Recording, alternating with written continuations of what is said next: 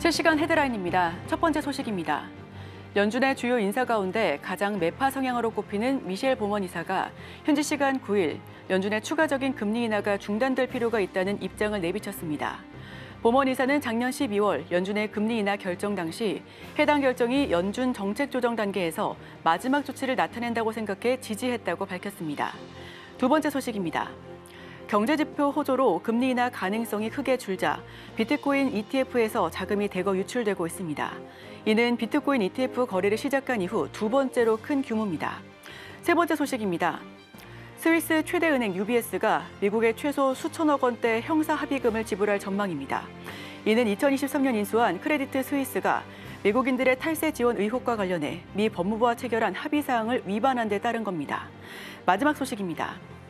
미국 정부가 중국의 일부 바이오 기업들을 중국 군사 기업으로 지정하며 견제에 나섰습니다. 일부 바이오 기업들이 중국군을 지원하고 있다고 판단한 겁니다.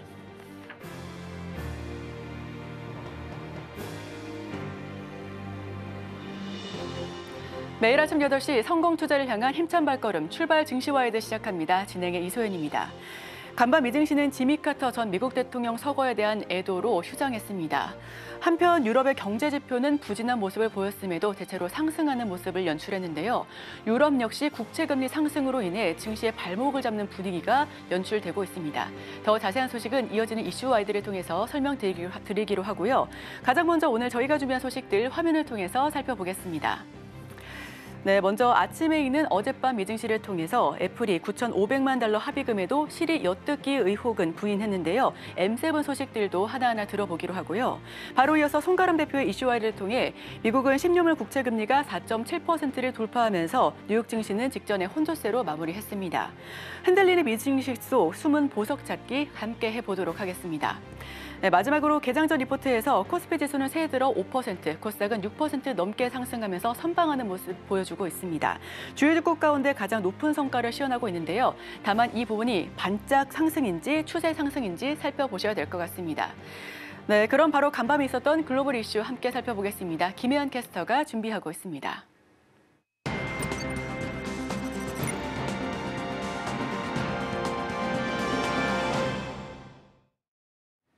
아침에 읽는 어젯밤 미증시 이야기 종목 브리핑으로 시작해봅니다. 오늘 뉴욕 증시는 지미 카터 전 대통령의 장례식으로 국가 애도의 날을 맞아 하루 쉬어갑니다. 전일 뉴욕 증시는 보합권에서 혼조세로 마감하면서 증시가 방향성을 찾지 못한 채로 마무리됐는데요. 국채 금리는 상승하고 기술주들이 약세를 보이면서 투심이 냉각되는 모습을 보였습니다. 시장에서는 이제 현지 시간 10일에 발표될 비농업 고용 지표를 애타게 기다리고 있는데요. 그럼 간밤에는 어떤 종목별 이슈들 있었는지 전해드리겠습니다. 첫 번째 소식입니다. 애플은 수요일에 자사 음성 비서인 시리가 수집한 데이터를 판매한 적이 없고 마케팅 프로필을 만드는 데 사용한 적도 없다고 밝혔습니다. 얼마 전 개인정보 보호와 관련한 소송에 직면하게 된 애플의 이야기를 전해드렸는데요. 소송이 시작된 지 며칠 만에 나온 조치입니다. 애플은 이 소송에 9,500만 달러를 지불했습니다. 애플은 시리 데이터를 누구에게도 판매한 적이 없다고 밝혔는데 소셜미디어 사용자와 평론가들이 애플의 해당 주장이 사실인 것을 확인해 준 뒤 애플은 성명을 발표해 사용자가 동의하지 않는 한 애플은 시리 상호작용에 오디오 녹음을 보관하지 않으며 사용자가 동의한 경우에도 녹음은 목적에 맞게만 사용됩니다. 라고 말하며 더욱더 개인정보 보호를 잘하기 위한 기술 개발을 계속할 것이라고 덧붙였습니다. 다음 소식입니다. 마이크로소프트는 목요일에 도널드 트럼프 대통령 당선인의 취임 기금에 100만 달러를 기부한다고 밝혔습니다.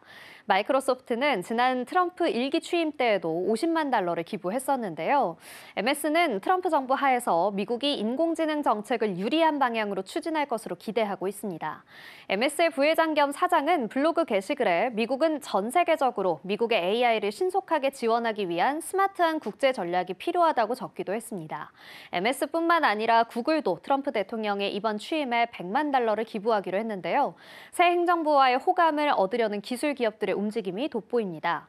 구글은 유튜브에서 라이브 스트리밍을 하고 홈페이지에 직접 링크를 제공하면서 2025년 취임식을 지원하게 되어 기쁩니다라고 밝혔습니다. 작년 말에는 오픈 AI와 메타, 애플도 기부 의사를 발표했죠.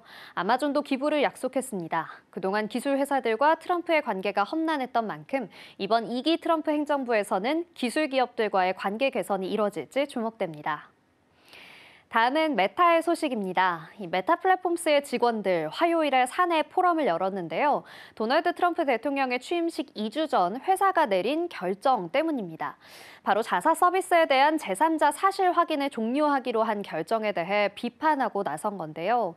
이 직원들은 메타의 새로운 글로벌 업무 책임자인 조엘 카플란이 컨텐츠 정책 변경을 발표한 후 우려를 표명했습니다. 컨텐츠 정책 발표는 새로운 행정부와 관계 개선을 위한 것으로 보이는데요. 메타는 사실 확인 프로그램을 폐지하고 X의 커뮤니티 노트와 같은 사용자 생성 시스템으로 전환할 것이라고 발표했습니다. 또 특정 주제에 대한 제한을 해제하고 불법적이고 심각한 위반에 대한 집행에만 집중하면서 사용자들에게 정치적 콘텐츠에 대한 보다 개인화된 접근 방식을 제공할 것이라고 말했습니다. 월요일에 메타는 트럼프의 오랜 친구인 UFC 회장 데이나 화이트를 새로운 이사회 멤버로 추가하기도 했죠. 화이트 외에도 이탈리아 자동차 지주회사 엑소르의 CEO인 존 엘칸이 메타 이사회에 임명됐습니다. 메타의 직원들은 이런 이사회 인물들이 메타에 어떤 가치를 가져올 수 있는지 의문을 가지고 있는데요. 또 다른 메타의 직원들은 커뮤니티 노트와 같은 방식을 지지하는 입장을 밝히기도 했습니다. 메타 내부의 다양한 변화가 과연 어떠한 방향으로 나아가게 될지 귀추가 주목됩니다. 다음은 테슬라 소식입니다. 테슬라의 CEO 일론 머스크는 2025년에 수천 대의 옵티머스 휴머노이드 로봇을 생산할 계획이라고 밝혔습니다. 또 이후 몇 년 동안 생산을 크게 늘릴 계획이라고 말했는데요. 머스크는 인터뷰에서 상황이 잘 된다면 2026년에는 생산량을 10배로 늘릴 수 있을 텐데 내년에는 휴머노이드 로봇을 5만에서 10만 대 생산하고 그 다음에는 다시 10배로 늘리는 것을 목표로 삼을 것이라고 말했습니다. 이렇게 전기차뿐만 아니라 로봇 산업을 향해 나아가고 있는 테슬라. 2025년에도 그 전망은 밝게 점쳐지고 있지만 CEO 일론 머스크의 행보가 심상치 않습니다. 머스크는 자신의 소셜미디어 X에서 독일의 대한당 대표와 함께 진행한 방송을 통해 다가올 독일 총선에서 극우 및 반체제 정당을 지지하는 목소리를 높이고 있습니다. 테슬라는 2022년에 테슬라의 첫 번째 유럽 공장을 독일에 열었는데요. 머스크는 당시 독일의 관료주의적인 규제와 절차에 대해 비판했습니다. 독일과 유럽 전역의 지도자들은 이런 머스크의 행보에 민주주의를 훼손하고 외부의 간섭을 키운다며 우려를 보이고 있습니다. 마지막으로 팔란티어의 소식입니다. 팔란티어는 2024년 무서운 성장세를 보였는데요. 지난 3일간의 주가 흐름은 좋지 못했습니다. 3일간 총 14.6% 하락했는데 주식 매도 소식이 연이어 들려오는 탓입니다. 캐시우드가 이끄는 아크 인베스트먼트 매니지먼트가 팔란티어의 주식을 또 매도했다는 소식에 반등의 기회를 놓치게 된 건데요. 수요일 팔란티어는 68.23달러로 마감했습니다. 80달러 선에서 거래되던 얼마 전과 확연히 차이가 나는 금액이죠. 아크는 현지 시간 7일 팔란티어 주식 4,890주를 매도했다고 밝혔습니다. 앞서 6일에는 19만 6,728주를 매도한 데 이어서 연이틀 비중 축소에 나선 거죠. 팩트셋에 따르면 시장에서는 팔란티어의 목표 주가를 가장 낮게 잡은 금액이 46.38달러인 것으로 나타났는데요. 지난해 3분기 실적 강세는 거래 타이밍 영향을 많이 받는 정부 계약이 촉진한 것이라는 분석이 이어지면서 다소 부정적인 시각이 시장에 흘러나오고 있습니다. 지금까지 아침에 읽는 미증시 종목별 이슈였고요. 저는 잠시 후 글로벌 이슈로 돌아오겠습니다.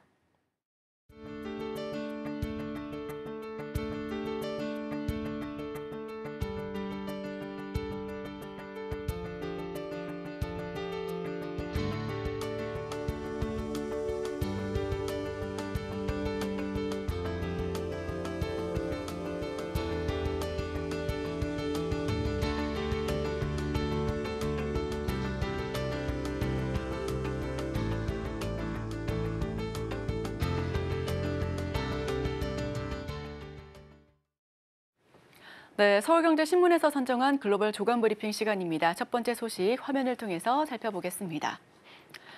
도널드 트럼프 미국 대통령 당선인 측이 제롬 파월 연방준비제도 의장의 후임을 비롯해 새 지도부 후보군을 추리고 있는 것으로 전해지고 있습니다. 파월 의장의 임기는 내년 5월이지만 그 전에 트럼프 측이 지도부 물갈이를 강행할 가능성이 높아지고 있는 부분인데요. 블룸버그는 트럼프 측이 최근 연준 관계자들의 금리 관련 발언을 살펴보면서 후보군 명단을 추가하거나 빼고 있다고 전하고 있습니다. 트럼프는 2017년 11월 당시 연준 이사였던 파월을 새 의장으로 지명한 바 있습니다. 하지만 파월 의장이 트럼프의 금리 인하 요구에 응하지 않으면서 이후에 사이가 틀어졌는데요.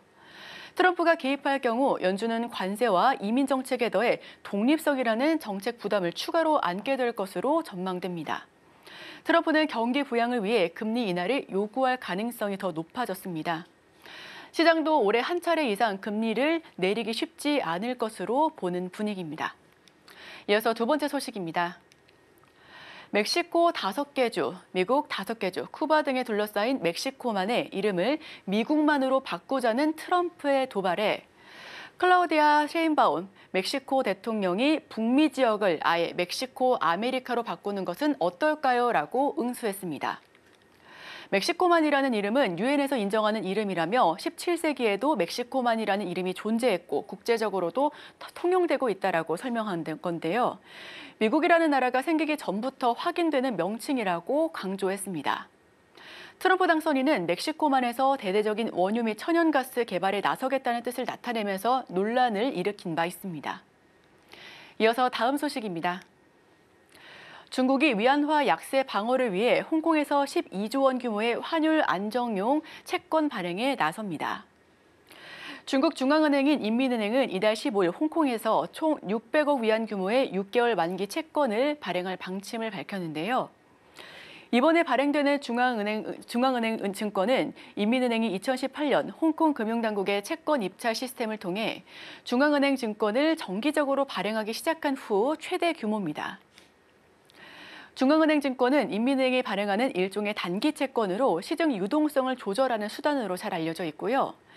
중앙은행 증권을 홍콩에서 발행하면 현재의 위안화 유동성을 흡수해 역외 시장에서 위안화 절상을 유도할 수가 있습니다. 또 최근 중국 경제 부진과 도널드 트럼프 차기 미국 행정부의 대중관세 인상 우려로 위안화는 약세를 거듭하고 있습니다. 중국의 지난해 12월 소비자 물가지수는 전년 동기 대비 0.1% 상승하는 데 그치며 경기 침체 우려가 더욱더 깊어지고 있는 상황입니다. 다음 소식입니다. 영국 반도체 설계 기업 암이 일본 소프트뱅크 그룹과 함께 반도체 설계 기업 암페어 컴퓨팅 인수를 검토하고 있다는 보도입니다.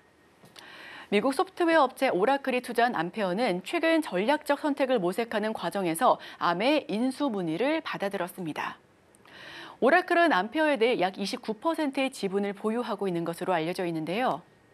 서버 및 데이터 센터용 CPU 설계를 전문으로 하는 팹리스 기업 암의 설계도, 즉 아키텍처를 활용해 CPU를 설계하고 있습니다. 최근 정보기술 산업계에서는 빅테크를 중심으로 인공지능 투자 붐이 나타나고 있죠. 이 같은 상황에 힘입어 암페어도 큰 수혜를 볼 것이라는 관측이 나오고 있습니다. 이어서 다음 소식입니다. 조 바이든 미국 행정부가 전 세계 국가를 3개 그룹으로 나눠 인공지능 개발에 필요한 반도체 수출 제한을 시행할 방침입니다. 한국은 제한 없이 공급을 받을 수 있는 국가에 포함된 반면 중국과 러시아 등 적대국은 사실상 수출이 제한될 예정입니다. 다만 임기 막바지인 바이든 행정부가 AI 반도체 산업에 메가톤급 파장을 일으킬 정책을 내놓는 것은 미국의 부메랑이 될 것이라는 우려와 함께 미국의 AI 독주를 강화할 묘안이라는 평가가 엇갈리고 있습니다. 미국의 핵심 동맹들로 구성된 최상위 1단계 그룹은 미국산 AI 반도체를 지금처럼 제한 없이 구매할 수가 있고요. 한국과 일본, 대만 등 아시아 동맹과 영국, 프랑스, 독일, 캐나다, 네덜란드 등 18개국이 대상입니다. 반면 적대국에 해당하는 중국과 러시아, 북한, 이란, 이라크, 시리아 등 3단계 그룹은 미국산 반도체 수입이 원천 차단됩니다. 마지막 소식입니다. 일본의 청년층이 일과 삶의 균형을 중시하면서 근로시간이 감소하는 추세를 보여주고 있습니다. 과로사 문제로 악명 높았던 일본의 직장 문화가 세대 교체와 함께 변화하고 있는 부분이죠. 2023년도에는 뇌졸중이나 심장마비 등 과로로 인한 건강 문제로 54명이 사망했으나 전문가들은 실제 수치가 이보다 훨씬 높을 것으로 추정하고 있습니다. 네, 제가 준비한 소식은 여기서 전달 마치도록 하겠습니다. 바로 이어서 이슈 와이드를 통해 더 자세한 소식들 이야기 나눠보도록 하겠습니다.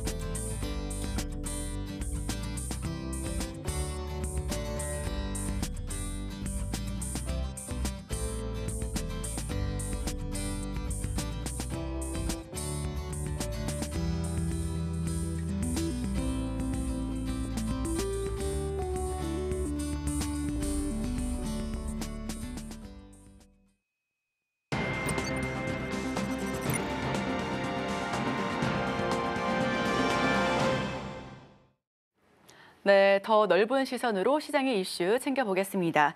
SK인베스트 송가람 대표님 모십니다. 어서 오세요. 네, 반갑습니다. 네, 우선 간밤 미증시는 지미 카터 전 대통령 서거에 대한 애도로 휴장했습니다. 자, 그럼 그 직전 장을 좀 살펴볼 텐데요. 미증시 3대 지수는 보합권 내서 혼조세로 마무리를 했고요. 우선 국채금리가 미증시 상승에 발목을 잡았습니다. 어떤 소식인지 들려주시기 바랍니다. 네, 국채금리 계속해서 흔들리는 모습이 나왔습니다. 최근 들어서 이런 국채금리가 흔들렸던 점들은 다양한 이슈들이 있겠지만 다양한 불확실성, 아직까지는 미국 신정부 출범을 앞두고 이런 불확실성이 해소가 되지 않았다라는 부분 계속해서 이야기가 나오고 있는 상황입니다. 이런 상황들 속에서 국채 금리가 소폭 하락하는 모습이 나왔지만 아직까지 미국 시장 견조한 상승 흐름은 아직까지 나오지 않고 있는 상황입니다. 이런 상황들 속에서는 트럼프 2기 행정부 1월 말 출범하기 앞서서 이런 변수들이 아직까지 확정적이 않다는 모습, 그리고 이런 관세 부분, 국가 경제 비상사태 선포라는 등의 이슈들이 있기 때문에 이 부분이 끝까지 해결되지 않는다라고 한다면 아직까지는 조심스러울 수밖에 없는 상황이다라고 볼 수가 있겠습니다. 이 경우에는 관세 부과에 대한 현실화, 그리고 또 한 가지 물가 자극을 할 수 있는 가능성이 존재하기 때문에 이 부분은 아직까지 우리가 조심히 봐야 되는 부분, 그리고 후에 말씀드리겠지만 개별주, 개별 섹터들의 흐름 이어질 가능성이 상당히 높다라는 점까지 말씀드리도록 하겠습니다. 네, 개별 섹터의 움직임 좀 살펴보셔야 될 것 같은데요. 우선 트럼프 취임을 코앞으로 남겨두면서 글로벌 국채 시장은 매도세를 보여주고 있습니다. 미국 20년물은 5%를 터치하고 살짝 내림세를 보여줬는데 이와 함께 영국과 독일, 일본 국채 금리도 오름세를 보여주고 있다는 점 참고하시길 바랍니다. 이와 더불어서 해외 증시 좀 살펴보겠습니다. 우선 니케이 지수 어제 소폭 하락세로 마감했고요. 상하이 종합지수도 0.58% 약보합 수준에서 머물렀습니다. 자, 이렇게 아시아 증시도 일제히 약세를 보여주고 있는데 우리나라만 좀 선방하고 있는 모습 보여집니다. 자, 아시아 증시도 한번 체크해 볼까요? 네, 아시아 증시의 경우도 앵커님 말씀해 주신 것처럼 상당히 보합선에서 약세까지 보이는 흐름이 나왔습니다. 이런 다양한 이유들이 있겠지만 전체적으로 매물이 출하되는 모습의 이유, 무역 비중이 높은 아시아 증시, 지금의 불확실성, 전 세계적인 이런 불확실성이 매물 출하에 대한 부담감으로 작용할 수밖에 없었다라고 보여지고요. 또한 이런 금리 인하에 대한 빠른 속도, 인플레 우려 계속해서 지속되고 있다는 점도 우리가 주목해봐야 할 점이다라고 볼 수가 있겠습니다. FOMC 의사록에서 인하 속도가 늦춰질 것을 제하긴 했지만 이 부분에 있어서 특히 트럼프 정책 같은 경우 추가적인 인플레 변수로 아직까지 계속 주목을 할 수밖에 없다는 점 체크를 해보시고요. 그 외에 트럼프 변수를 투자자들이 인식하는 계기가 됐기 때문에 이 부분에 있어서는 어느 정도 단기적인 출렁임이 있겠지만 트럼프 정부 출범 이후에는 진정세가 나오지 않겠느냐라는 전망도 함께 나오고 있다라는 점도 말씀을 드리겠습니다. 주요 외신의 경우 높아진 금리, 인플레가 현재 아시아 증시의 발목을 잡고 있다라는 점을 이야기하고 있지만 이 부분 단기 흐름일 가능성도 염두에 두고 대응해 보시는 것이 좋겠다라는 점 말씀드리겠습니다. 네, 트럼프 정부 출범 이후에 좀 진정세를 보일 수 있지 않을지 좀 살펴보시면 좋을 것 같고요. 우선 해외 투자자들이 지난해 4분기에 아시아 지역 주식시장에서 돈을 가장 많이 뺀 것으로 나타나고 있습니다. 로이터 통신에 따르면 해외 투자자들은 지난해 한국과 대만, 인도, 태국, 인도네시아 등 주요 아시아 시장에서 주식시장 158억 달러 상당의 주식을 매도했다라고 하는데요. 아시아 증시 대부분이 하락했고 직전에는 매물 출회되는 모습들, 무역 비중이 높은 아시아 증시에는 부담 요인으로 작용될 수밖에 없다라는 이야기를 좀 나눠봤습니다. 미국뿐만 아니라 해외 시장에서도 상승 탄력이 좀 둔화되는 모습 포착되고 있는데 이와 관련해서는 좀 회복을 위해서 어떤 게 필요할까요? 아무래도 해외 시장의 탄력도가 둔화되고 있는 것이 가시적인 현실입니다. 그렇다면 이것들이 돌아오기 위해서 가장 먼저 체크해봐야 될 점, 바로 미국의 경제 어느 정도 회복이 될 것이냐라는 점을 볼 수가 있을 텐데요. 그 외에도 지금 트럼프 2기 정부에서 가장 중점적으로 이야기하고 있다라는 점, 중국과의 이슈, 이 부분도 체크를 해봐야 할 것이다라고 말씀을 드리겠습니다. 또 한 가지 말씀을 드린다면 현재 중국에서도 불경기가 계속해서 이어지고 있다라는 점, 중국에서도 국가적으로 경기 부양책을 펴고 있다라는 점에서 이 미국 경제 회복과 중국의 경기 부양책 어느 정도 가시적인 현실화가 되어야지만이 우리가 이런 상승 흐름 나올 수 있겠다라는 점 말씀드리겠고, 경제 회복에 대한 기대감, 정책적인 반영도 이 부분이 작용이 되어야만이 지금 현재 단계에서 어느 정도 지진이 되고 있지만 추가 상승 모멘텀이 다시 나올 수 있는 상황이 될 것이다라는 점 말씀을 드리겠습니다. 네, 우선 미국 경제 성장 그리고 회복, 중국의 부양책을 가시적으로 확인했을 때 상승 탄력이 좀 나와줄 수 있겠다라는 이야기를 해주셨는데요. 그런데 미국과 중국의 사이가 유독 안 좋잖아요. 그렇다면 여기서 정치적인 변수가 리스크로 계속 작용할지 이에 대해서는 어떻게 보실까요? 아무래도 단기로는 정치적인 리스크 이슈가 계속해서 작용할 수밖에 없다라고 보여지는데요. 지금 다양한 이슈들과 함께 개별 섹터들의 흐름들이 산발적으로 나오고 있는 상황입니다. 기존의 IT 기술주들 그리고 바이오 섹터 이런 강한 상승을 이끌었던 섹터들이 부진한 모습. 그렇지만 이 외에도 다른 섹터들이 개별로서 움직이는 흐름들이 나오고 있기 때문에 이런 상황들 속에서는 향후의 정치적인 상황 변수가 어떻게 나오는지에 대한 여부, 강한 상승을 이끌기 위해서는 이 부분이 당분간 중요한 변수가 될 수밖에 없다라는 점 말씀을 드리겠고, 앞서서 말씀드렸던 것처럼 이런 증시의 흐름, 차별적인 종목 장세, 섹터 장세가 이어질 가능성이 굉장히 높다라는 점도 말씀을 드리겠습니다. 그렇다고 한다면 지금은 어느 정도 지지가 되고 있는 상황에서 기관, 수급에 대한 부분, 그리고 각국의 대형주들에 대한 수급, 이 부분을 체크를 해보시면서 바뀌는 종목들의 수급 함께 체크를 해보시는 것이 어떨까라는 점도 말씀드리도록 하겠습니다. 네, 바뀌는 수급을 좀 체크해 나가시면서 현재 종목별, 업종별 차별화 장세가 이어지고 있기 때문에 이 부분을 눈여겨봐야 된다라는 이야기를 해주셨는데요. 그런데 지금 현재 주도 섹터가 좀 부재한 모습입니다. CS2025로 반도체나 AI 그리고 로봇 관련된 섹터 내에서 흐름이 보여지기도 했었고 순환매가 돌기도 했었는데 살짝 좀 힘이 빠지는 모습도 보여졌었고요. 일단 미장이 휴장했기 때문에 좀 쉬어가는 움직임입니다.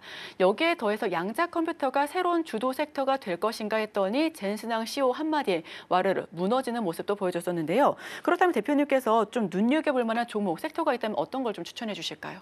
아무래도 이제 뒤에 또 섹터를 말씀을 드리겠지만 지금은 단기 섹터를 봐야 하는 시기가 아닐까라고 보여지지만 중장기적으로는 AI 그리고 반도체 관련주를 체크를 해볼 수밖에 없다라는 점 항상 말씀을 드리고 있습니다. 이유는 AI 반도체 부분에 대해서는 투자가 계속해서 이어질 수밖에 없다라는 부분, 그리고 이 부분에 있어서 중국과 미국의 투자 계속해서 강하게 이어진다면 이런 흐름들은 중장기적으로 회복이 될 수밖에 없다라는 점 먼저 말씀을 드리겠고, 앵커님 말씀해 주신 것처럼 이번 CES에서도 양자 기술 컨퍼런스 처음 열렸고 이런 컨퍼런스에서 기대감도 상당히 높았죠. 하지만 전체적인 미장에서의 양자 관련된 섹터 그리고 종목군들 크게 하락하는 흐름이 나왔는데요. 그 이후로는 가장 큰 이슈가 바로 젠슨왕 대표의 지금 양자 컴퓨터는 아직까지는 이르다, 기술적인 흐름이 15년 이상 필요하지 않겠느냐라는 의견과 함께 강하게 눌리는 모습이 나왔습니다. 실제로도 지금 양자 컴퓨터는 상용화 단계라고 보기보다는 계속해서 개발을 해오고 있는 단계이기 때문에 이 부분에 있어서 테마성으로 형성돼 있는 종목군들, 전 세계적으로 양자 관련된 기술력이 있는 회사들, 아무래도 단기적으로는 약세를 보일 수밖에 없다라는 점 말씀을 드리겠고, 뒤에 또 말씀을 드리겠지만 그렇기 때문에 이 AI 반도체와 함께 이슈를 받을 수 있는 섹터는 바로 로봇 섹터라고 보여지고 있는데요. 이 로봇 섹터 같은 경우에도 다양한 이슈들이 나오고 있습니다. 서비스 로봇, 제조용 로봇, 다양한 로봇들의 이슈들이 나오고 있는데요. 이 로봇들 같은 경우에도 아무래도 지금은 밸류에이션 관련해서 이 부분 계속해서 이어질 가능성이 높다. 이 밸류에이션 관련해서는 다양한 로봇주들 중에서도 옥석 가리기가 상당히 필요한 시기가 아닌가라는 점 보여지고 있고, 그렇다고 한다면 뒤에 설명을 더 추가로 드리겠지만 이 로봇주들 중에서도 어떤 부분 가져가야 될지, 소프트웨어 부분, 하드웨어 부분, 그리고 제조용 로봇인지 서비스용 로봇인지 함께 지켜보시는 것도 좋겠다라는 점 말씀드리겠습니다. 네, 우선 말씀해 주셨다시피 중장기적인 전략으로는 AI와 반도체 함께 좀 살펴보셔도 좋을 것 같습니다. R&D 투자가 계속 이어지고 있고요. 또 중국과 미국이 이 부분에 대해서 계속해서 앞다퉈서 경쟁적으로 투자를 하게 된다면 중장기적으로 좀 상승할 가능성이 높다라고 하는 부분은 보여집니다.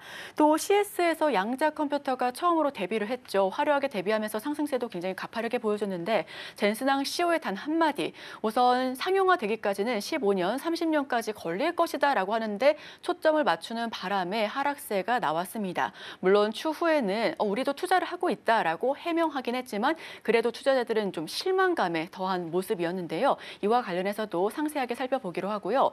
자, 앞서서 트럼프 대통령과 함께하고 있는 조선과 해운 이쪽도 좀 살펴보도록 하겠습니다. 로봇은 추후에 더욱더 상세하게 짚어볼 텐데, 자, 조선과 해운 같은 경우에는 우리도 좀 수혜를 받을 수 있을 것으로 보여지는데 올해 조선주는 어떤 모습 보여질까요? 네, 조선주 같은 경우에는 계속해서 좋은 이슈들이 나오면서 이 수주에 대한 부분, 연말까지 수주가 가득 찼다라는 부분에 대한 이슈가 나오면서 계속해서 매출 부분, 다양한 조선사들 좋은 흐름들이 나오고 있는데요.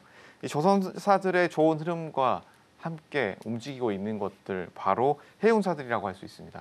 해운사들 같은 경우에는 이 운임 지수에 따라서 등락이 바뀌는 흐름들이 많이 나왔는데요.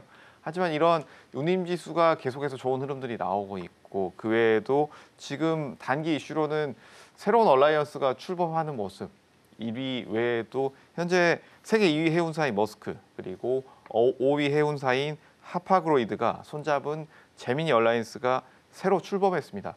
기존에 가장 강했던 얼라이언스는 오션 얼라이언스인데요. 바로 세계 1위 MSC가 가지고 있는 얼라이언스. 이런 것들이 출범을 하면서 앞으로 해운이 좀 더 주목을 받을 수 있다라는 점 볼 수가 있겠고 그렇기 때문에 이런 MSC 외에도 기존에 새로 가지고 있던 새로운 얼라이언스가 주목되는 상황 그렇기 때문에 머스크와 하파그로이드 이 부분도 함께 체크를 해보시는 것이 어떨까라는 점도 말씀드리도록 하겠습니다. 네, 새로운 해운 동맹이 탄생하면서 이와 관련해서 더불어서도 해운주 좀 지켜보셔도 좋을 것 같습니다. 특히나 조선 쪽에서도 상승세가 보여주고 있고 조선과 함께 움직이고 있는 모습을 보여주고 있기 때문에 해운주 그리고 조선주, 조선기자재 관련주 체크해 보실 필요가 있어 보이는데요. 이와 관련해서도 이야기 계속해서 나눠보겠습니다. 그럼 로봇 이야기. 사실 투자자분들께서는 조선과 조선기자재 해운 쪽도 관심이 많겠지만 이번에 CS2025로 로봇이 이렇게나 빠르게 성장을 했구나 생각을 하셨을 것 같습니다. 네, 로봇주 이야기 조금 더 들어볼까요? 앞서서 말씀드렸던 것처럼 이번 CES 양자와 더불어서 로봇 섹터에 대한 기대감이 상당히 높습니다. 이번에 다양한 로봇 기술들, 각 파트별로 기술들도 나왔고 그리고 헬스케어 관련된 로봇 기업들, 그 외에도 다양한 로봇 기업들의 제조품들이 출품되면서 이슈들을 가지고 오고 있는데요. 지금 이번에 엔비디아 쪽에서의 큰 발표가 또 나왔습니다. 젠슨항 엔비디아 대표가 이번 라스베가스 CES에서 로봇용 인공지능 AI 플랫폼인 코스모스 출시하면서 이 부분에 대한 방대한 로봇들의 데이터 학습하고 공급하겠다라는 점이 나왔습니다.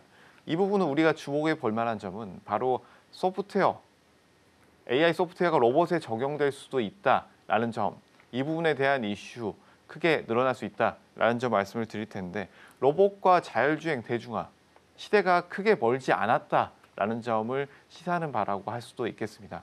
이 부분은 기존의 이런 로봇 같은 경우에는 우리가 산업용 로봇, 전문가용 로봇에 치중이 되어 있었다라고 한다면 지금은 서비스용 로봇에 대한 이슈들이 굉장히 많이 나오고 있다라고 볼 수가 있겠습니다.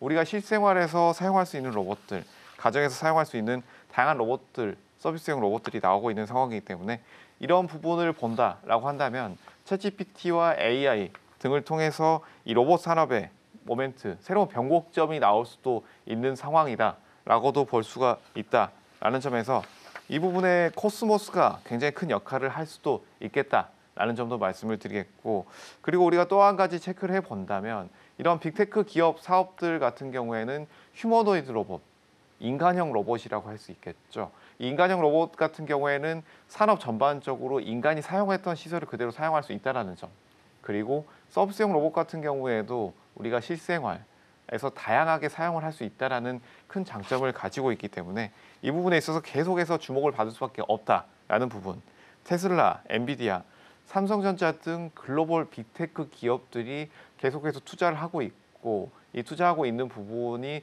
계속해서 이어지고 있기 때문에 투자 금액도 늘어나고 있는 상황입니다. 그래서 이 부분은 계속해서 우리가 주목을 해봐야 되는 점이다라는 점 말씀을 드리겠고 이 부분에 있어서 삼성전자가 레인보우 로보틱스를 인수를 했던 것처럼 두산 로보틱스를 인수를 했던 것처럼 이런 대기업들의 인수 러시는 계속해서 늘어날 것이다. 지능형 첨단 휴머노이드 개발도 가속화 될 것이다 라는 점 말씀을 드리겠습니다. 여기서 또 한 가지 말씀을 드린다면 여기에서 테슬라 옵티머스나 엔비디아 제슨 토르 같은 다양한 휴머노이드 로봇이 계속해서 발표되고 생산되고 있다는 점은 이 부분에 대한 기대감도 계속해서 높아질 것이고 이 기대감 외에도 투자도 계속해서 늘어날 것이다 라는 점 말씀을 드리겠습니다. 이런 지능형 로봇, 휴머노이드 로봇 같은 경우에는 상황을 인식하고 자율적으로 동작할 수 있는 로봇의 3대 패러다임이라고 볼 수 있는 감지, 그리고 사고, 행동까지 한 번에 아우를 수 있는 로봇들이 나올 가능성이 높다라는 점에서 계속해서 주목을 해볼 만하다라는 점 말씀을 드리겠습니다. 지금 이런 지능형 로봇 단계에서 앞서서 말씀드렸던 것처럼 제조업 쪽 로봇, 우리가 쉽게 설명을 드리면 공장 쪽에서 많이 사용하는 로봇들 이슈가 많이 있었다라고 한다면 지금은 서비스형 로봇에 대한 수요 이슈 계속해서 늘어날 수밖에 없다.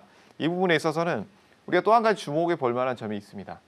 지금 IT 쪽과 계속해서 함께 궤를 같이 하면서 상승하고 있던 섹터 바로 바이오 쪽이라고 할 수가 있을 텐데요. 이 부분 같은 경우에는 노령인구 증가 그리고 출산율 감소라는 전 세계적인 흐름을 지켜본다라고 했을 때 이런 서비스형 로봇에 대한 수요가 계속해서 늘어날 수밖에 없다라는 점. 그리고 현재 서비스형 로봇 시장은 400억, 500억 원 단위 수준에서 굉장히 높아질 2배, 3배 이상으로 높아질 가능성이 높기 때문에 이 부분의 단기적인 이슈뿐만이 아니라 중장기적인 서비스 수요 증가까지도 함께 체크해 볼 만하다라는 점까지 말씀드리도록 하겠습니다. 네, 로봇에 대해서 아주 자세하게 이야기 나눠봤습니다. 단기적인 이슈뿐만 아니라 중장기적으로 끌고 가도 정말 좋을 섹터인데요. 우선 로봇 LLM, 대규모 언어 모델 시장이 연평균 48% 증가하고 있고요. 앞으로도 3년 뒤에 1,000억 달러까지 열어두고 있다는 부분 함께 하실 수가 있습니다. 또 엔비디아 코스모스 플랫폼이 더 각광받을 수밖에 없는 이유가 여기에 있을 것 같은데요. 우리 대표님께서 말씀해 주셨다시피 저출산 그리고 고령화로 인해서 임금 상승이 좀 불가피한 상황입니다. 여기에 대안으로 로봇이 떠오르고 있다는 점도 중장기 전략 세워보셔도 좋을 것 같습니다. 자, 그럼 바로 다음 질문 드려볼 텐데요. 함께 나오고 있는 게 바로 자율주행입니다. 자율주행 같은 경우에는 도요타와 파트너십을 구축하겠다라고 하면서 엔비디아 상승세를 좀 보여주고 있었는데 이와 관련된 밸류체인도 오름세를 좀 기록하고 있죠. 자율주행 같은 경우에는 또 오로라, 도요타와 함께 하겠다라고 하면서 관련된 종목들 함께 올라가고 있는 모습들 포착되고 있습니다. 자, 그렇다면 자율주행은 정책적인 변화도 좀 필요할 것 같은데 올해는 자율주행 어떤 퍼포먼스를 좀 보여줄 수 있을까요? 아무래도 자율주행에 대한 부분, 정책적인 부분이 가장 중요할 수 있다라는 점 말씀을 드릴 텐데요. 지금 자율주행이다라고 한다면 우리가 전체적으로 5단계 흐름을 보고 있습니다. 뭐 대부분의 자율자동차 부분이 2단계에서 머물고 있다 보여지지만 지금 중국과 미국에서는 3단계 자율주행, 어느 정도 보조 장치 없이도 주행이 가능한 상황을 가져가고 있다. 라는 점에서 굉장히 고무적이다라고 할 수 있을 텐데요. 지금 각 국가에서 시범적으로 활용하고 있는 도시들이 있죠. 이 도시들에서 활용하고 있다라는 점에서는 규제 부분에 있어서 계속해서 풀어질 가능성이 높다라는 점. 그리고 또 한 가지 차세대 자율주행차 같은 경우에 한 회사가 개발하기 쉽지 않다라는 점.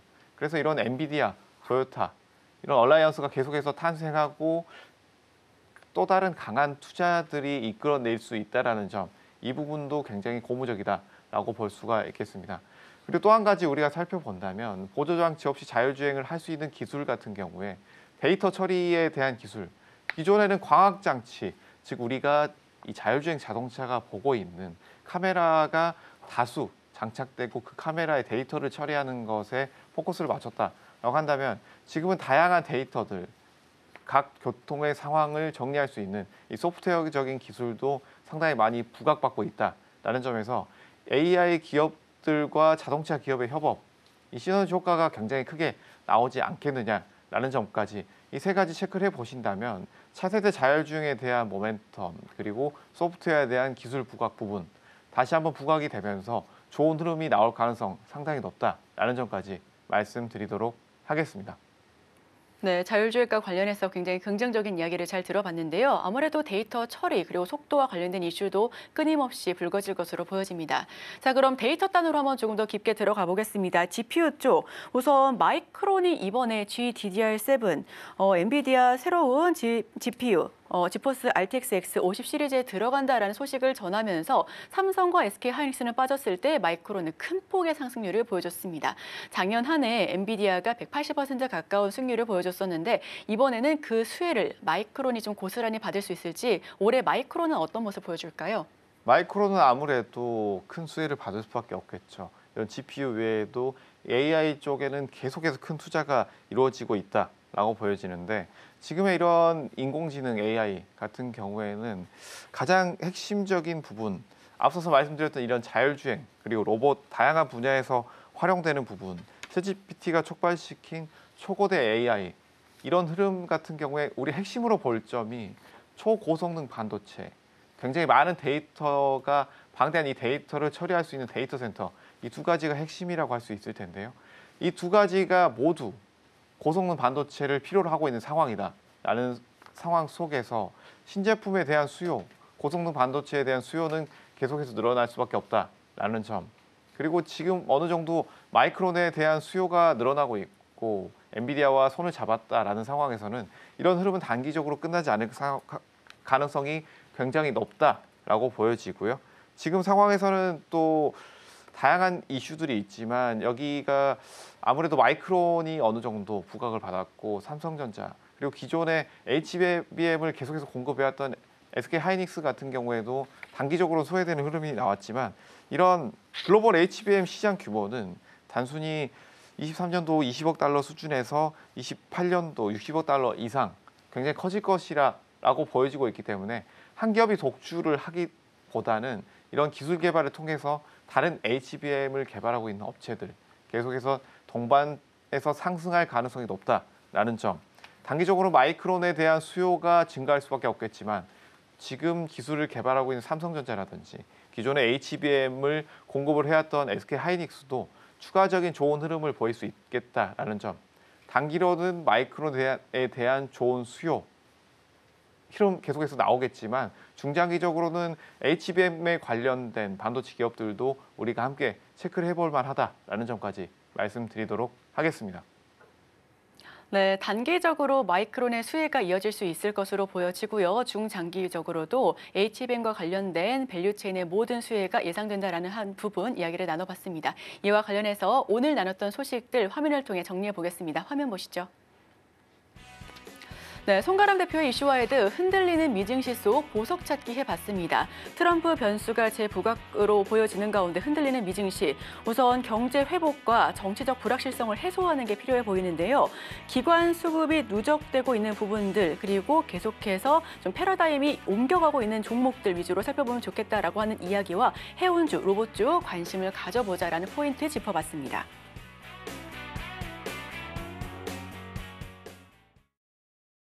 네, 송가람 대표와는 여기서 인사 나누도록 하겠습니다. 저희 출발 증시와이드는 개장까지 이어집니다. 간밤에 있었던 소식들 김희연 캐스터가 준비하고 있습니다.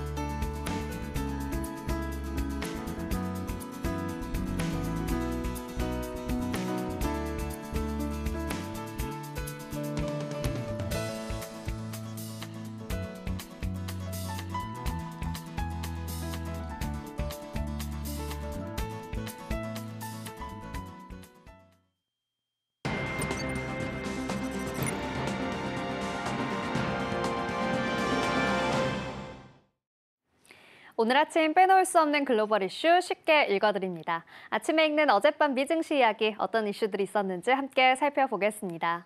첫 번째 소식입니다. 미국의 39대 대통령을 지낸 지미 카터 전 대통령의 국가 장례식이 현지 시간 9일 워싱턴 DC의 국립대성당에서 치러졌습니다. 이날 장례식에는 조 바이든 대통령과 도널드 트럼프 미 대통령 당선인, 버락 오바마 전 대통령 등 전현직 대통령 5명이 한자리에 모여 카터 전 대통령을 추모했습니다. 카터 전 대통령의 국장은 이날 오전 예포 21발과 함께 국회의사당에 안치돼 있던 관을 성당으로 운구하는 것으로 시작됐는데요. 오전 10시부터 2시간 정도 진행된 장례식에서는 바이든 대통령을 비롯해 많은 주요 인사들이 추도사를 낭독했습니다. 바이든 대통령은 추도사에서 카터의 영속적인 속성은 그가 가진 인격의 힘이라고 강조했습니다. 그는 카터 전 대통령이 물과 전기가 없는 집에서 태어나 권력의 정점에 올랐다며 어떤 직함이나 정치도 세상에 봉사하고 변화시키려는 그의 사명을 꺾진 못했다고 밝혔습니다. 이날 장례식에는 빌 클린턴 전 대통령과 조지 부시 전 대통령, 오바마 전 대통령은 물론 미셸 오바마 여사를 제외한 전현직 영부인이 모두 자리했고 트럼프 당선인과 오바마 전 대통령은 옆자리에 앉아 행사 전 대화를 나누는 모습이 포착되기도 했는데요. 외신은 최근 극도로 분열된 미국 정치에서 목격된 이례적 모습이라고 전했습니다. 다음 소식입니다. 연준의 이사들의 발언이 이어지고 있는 가운데 연준 이사 미셸 보먼은 목요일에 최근의 금리 인하를 지지하지만 더 이상 인하할 필요는 없다고 말했습니다. 보먼은 캘리포니아의 은행가들에게서 한 연설에서 통화 정책과 규제의 일환이었던 인플레이션이 연준의 2% 목표치보다 불안할 정도로 높게 유지되고 있다는 우려 때문에 12월 0.25%포인트 인하가 현재 주기의 마지막 인하가 될 것이라고 생각한다며 말했습니다. 보먼은 현재 정책 금리가 성장을 지지하거나 억제하지 않는 중립에 가깝다고도 덧붙였는데요. 또 2023년 인플레이션이 상당히 감소하긴 했지만 핵심 인플레이션이 여전히 목표치인 2%를 상회하면서 감소 흐름이 작년에 정체된 것으로 보인다고 덧붙였습니다. 그녀는 강력한 주식시장의 상승과 증가하는 국채 수익률을 경제활동을 억제하고 인플레이션을 억제하고 있다는 징후로 언급했는데요. 전일 크리스토퍼 월러 이사의 비둘기파적인 발언과 상반되는 보우먼 이사의 발언이 나오게 되면서 연준의 금리 인하 시점과 방향이 안개 속을 향해 가고 있습니다. 다음 소식입니다. 로스앤젤레스 주변의 산불 피해가 점점 더 커지고 있습니다. 산불로 인해 최소 5명이 사망한 것으로 보고되었는데요. 약 18만 명에게 대피 명령이 내려졌습니다. 산불이 거센 강풍을 만나 점차 범위를 넓혀나가면서 미국 전역에는 예정된 행사들이 줄줄이 변경되거나 취소되고 있는데요. NBA 경기는 산불로 인해 연기된다고 밝혔습니다. NBA 측은 성명을 통해 이 어려운 시기에 로스앤젤레스 지역사회에 애도와 지지를 보낸다고 밝혔습니다. 또 미국 영화예술 아카데미는 제97회 오스카 시상식의 후보 투표 기간을 2일 연기하기로 했습니다. 미국 제작자조합과 미국 작가조합도 후보 지명을 연기했습니다. 무디스 등급에 따르면 로스앤젤레스의 산불로 인한 피해는 엄청날 것으로 예상되는데요. 주거 및 상업용 건물이 상당한 피해를 입을 것으로 보입니다. 무디스의 수석 신용관리자는 피해 지역의 주택과 사업체의 높은 가치를 감안할 때 보험 손실이 수십억 달러에 달할 것으로 예상된다며 회복 비용 증가로 인해 보험료가 인상될 가능성이 높고 재산보험 가용성이 감소할 수 있다고도 말했습니다. 다음 소식입니다. 이 도지의 수장 일론 머스크는 도널드 트럼프 대통령 당선인을 대신해 예산을 삭감하더라도 2조 달러를 절감할 수는 없을 것이라고 인정했습니다.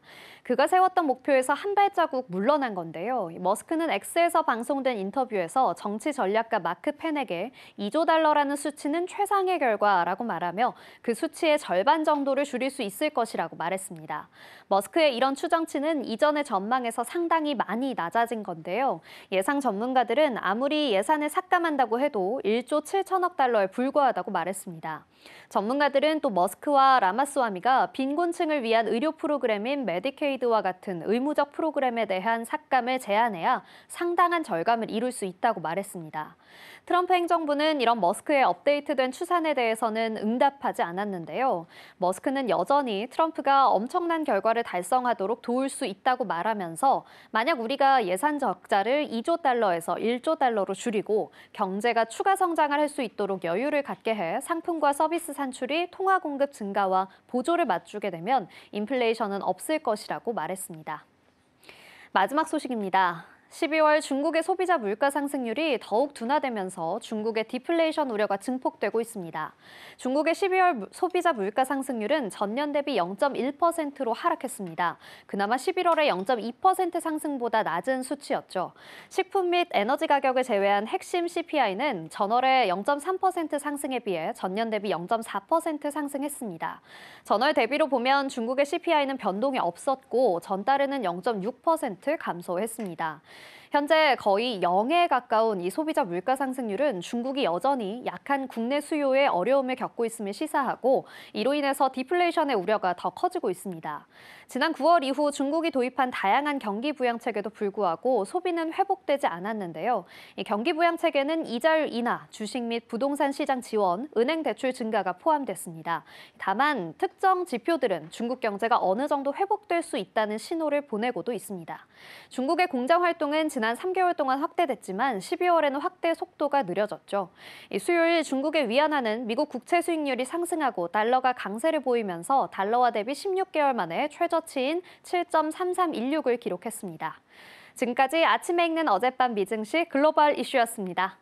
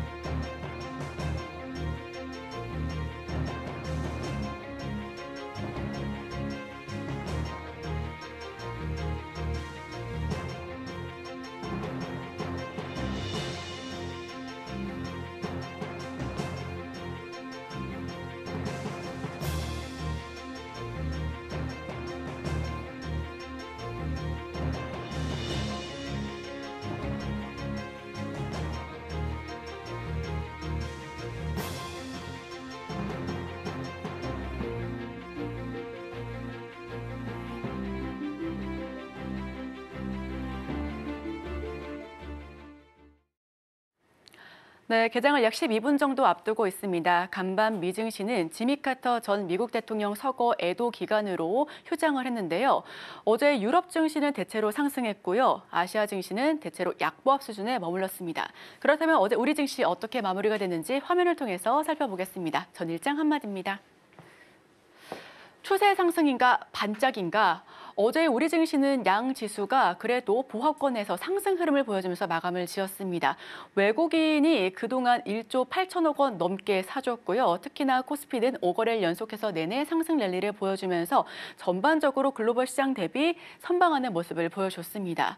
자, 이 모습이 결국 추세적인 상승인지 아니면 반짝인지는 저희가 계속해서 살펴봐야 될 것 같습니다. 그럼 어제 어떤 테마들이 움직였을까요? 첫 번째 테마 살펴보겠습니다. 네, 어제 핵심은 최태원 회장이었습니다. 방금 팔고 왔다. 기자들이 인터뷰를 통해서 유리기판과 관련해서는 어떻게 되었을까요? 라고 하는 질문에 방금 팔고 왔다라고 웃으면서 대답을 했다라고 하는데요. 그 직전에 젠슨왕 CEO를 만났다라는 점에서 엔비디아에 팔았구나라고 하는 부분 미루어 짐작할 수가 있었습니다. 어제 덕분에 SKC가 19% 넘게 주가 폭등하면서 장을 마쳤었고요. 자, SKC의 유리기판, 기존 기판 대비해서 데이터 처리 속도가 약 40% 넘게 빠르고요. 또 추가적으로는 전력 소비, 패키지 두께는 절반 이상으로 줄어들었습니다.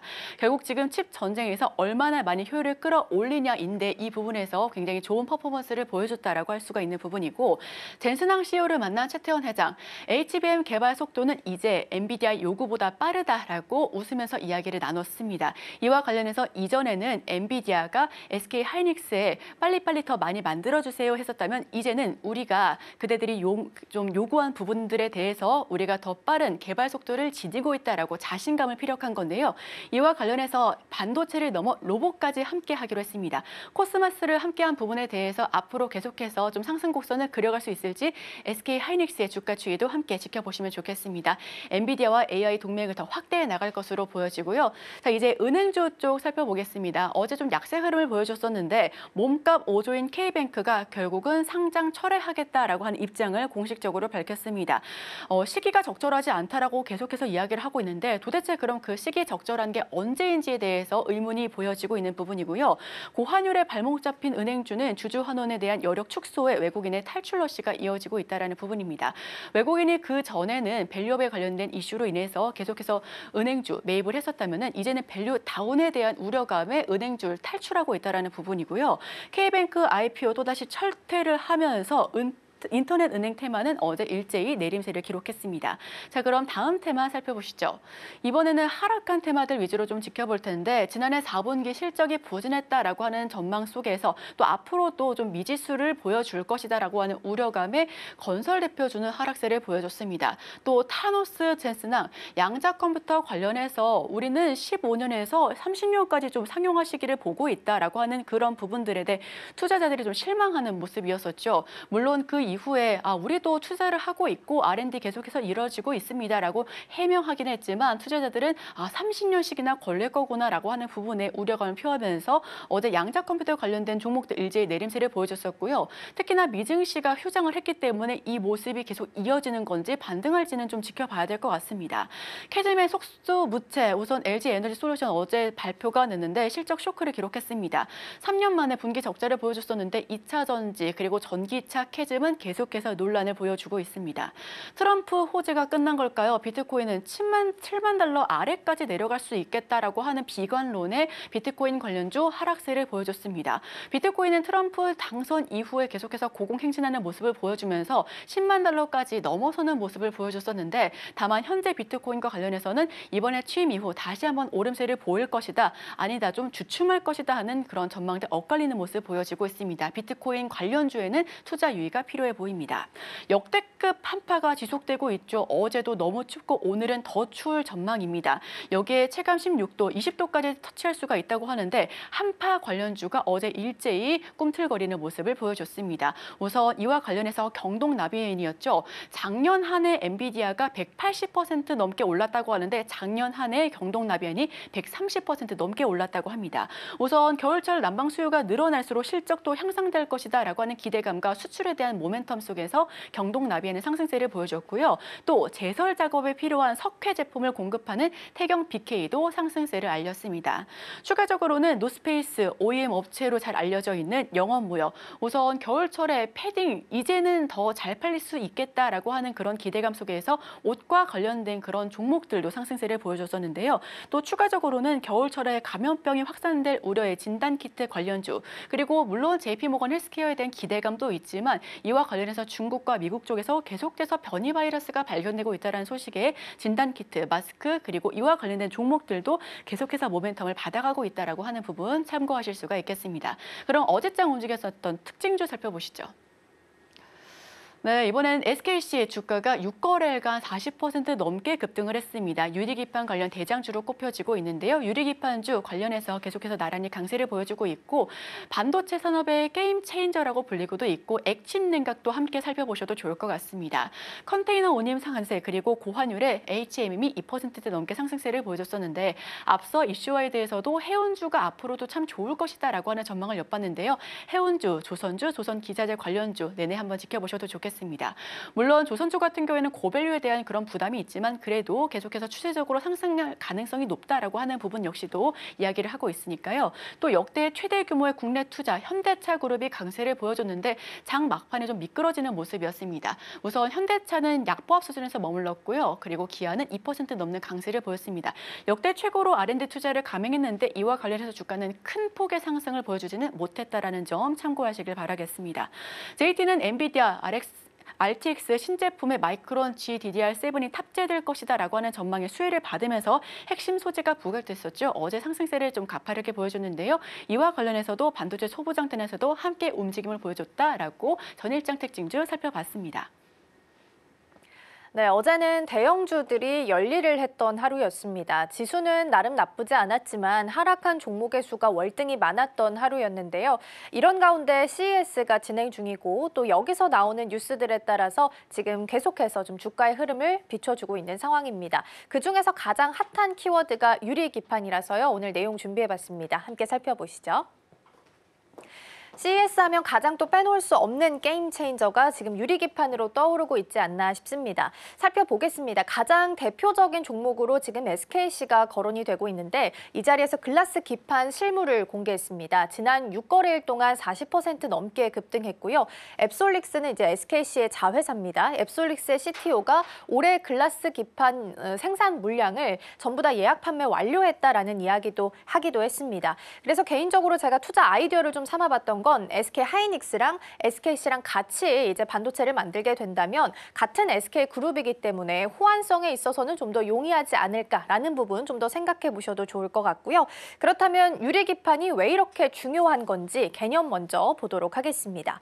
기존에 이제 기판 하면 역사의 흐름을 좀 보면 리드 프레임부터 시작을 했습니다. 지금은 전장용으로 많이 사용하고 있고요. 세라믹을 지나서 지금 가장 많이 사용하는 형태는 유기 형태입니다. 그리고 앞으로 우리가 기대하고 있는 게 유리 쪽인데요. 노광 장비로 이제 초미세로 선폭 회로를 그릴 수 있다라는 장점도 있고요. 반도체 속도가 40% 올라가는 반면에 전력량은 또 절반 이상으로 줄어들기 때문에 굉장히 발열 부분에 있어서 잡을 수 있는 게임 체인저로 언급이 되고 있습니다. 그리고 이제 기존에 있었던 기판은 그 위에 실리콘으로 익스포저를 좀 사용을 해야 하는데 이게 중간에 없이 바로 칩을 연결할 수 있다라는 장점이 있기 때문에 지금 패키지 두께도 절반으로 줄어들 수 있다라는 장점 또한 가지고 있습니다. 자, 다음 페이지 보겠습니다. 그렇다면 도대체 유리기판이 어제 왜 이렇게 강했는가 이 부분을 좀 체크해 볼 텐데요. 먼저 이제 젠슨왕 CEO가 발열 통제가 앞으로 게임 체인저가 될 거다라는 코멘트를 했기 때문입니다. 발열을 통제하기 위해서는 유리기판도 있겠지만 아이디어를 조금 더 확장해 보면 액침 냉각 쪽도 있기 때문에 순환이 돌 수 있는지도 함께 보시면 좋을 것 같고요. 어제 가장 중요했던 부분은 이거였습니다. 최태원 회장이 방금 팔고 왔다라는 이야기를 했습니다. SK 부스를 찾아서 SKC가 만들었던 그 샘플을 한 손에 들고 방금 팔고 왔다라고 이야기를 했습니다. 직접 나서서 영업을 했다라는 부분, 그리고 공급을 확정지었다라는 부분도 굉장히 눈에 띄는 부분이었지만 가장 투자자들이 좀 기대감을 걸었던 부분은 바로 이 부분입니다. 근데 그 팔았다라고 했던 기업이 혹시 엔비디아일까라는 부분이었는데요. 시간상으로 봤을 때 SK그룹 방문하기 직전에 젠슨왕 CEO와 함께 회동을 한 것으로 알려져 있기 때문에 그 팔았다라고 했던 기업이 혹시나 엔비디아가 아닐까라는 기대감이 모아질 수밖에 없었습니다. 다만 아직 확정된 부분은 아니기 때문에 기대감으로 움직이고 있다는 거 함께 체크해 보시면 좋겠고요. 이 두 사람이 9개월 만에 회동을 했습니다. 그래서 그 내용을 좀 보면요. 먼저 SK 하이닉스의 개발 속도가 엔비디아가 요구하는 것, 그리고 그것보다도 더 빨리 발전하고 있다라는 이야기가 나오기도 했고요. 더불어서 이제 피지컬 AI 동맹에 대한 이야기도 함께 나오게 됐습니다. 한국의 제조업이 강하고 노하우가 많기 때문에 코스모스 플랫폼을 같이 했으면 좋겠다라는 이야기를 했고요. 이전에 제가 코스모스 브리핑에서 전해드린 것처럼 엔비디아가 이제 하드웨어에 더불어서 로봇이랑 자율주행을 같이 학습시킬 수 있는 디지털 트윈에서 학습시킬 수 있는 소프트웨어다라고 보시면 될 것 같습니다. 그래서 엔비디아와 SK 하이닉스의 동맹이 점점 더 굳건해지지 않나라는 기대감이 같이 모아지게 됐습니다. 자, 이렇게 해서 뉴스 정리하고요. 오늘 개장하기 전에 예상 체결지수 먼저 확인해 보도록 하겠습니다. 오늘 양시장은 강보합 수준에서 출발할 것으로 준비되고 있습니다. 어제 옵션 만기일이었습니다. 그래서 코스피 시장 같은 경우에는 플러스권이었다가 동시효과 구간에서 마이너스, 다시 종가로 플러스권으로 돌아섰는데요. 오늘은 추가적으로 어떤 자리를 잡게 될지가 중요한 포지션이 될 수 있을 것 같습니다. 코스닥 같은 경우에는 어제 에코프로비엠이 동시효과 구간에서 올려 세우면서 9% 넘게 상승부를 켰습니다. 오늘 출발선은 724선에 서 있습니다. 오늘 시장 문 열고 돌아오겠습니다.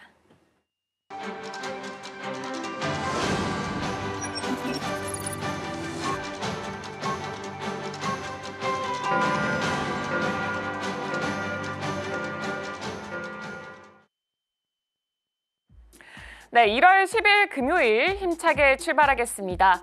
간밤 뉴욕 증시는 휴장을 했습니다. 지미 카터 전 대통령의 장례식을 국장으로 치름에 따라서 국가 애도의 날로 표현을 했고요. 그리고 미국 증시 시장만 쉬었습니다. 국채 시장을 오전에 개장을 해서 오후 2시에 조기 폐장을 했습니다.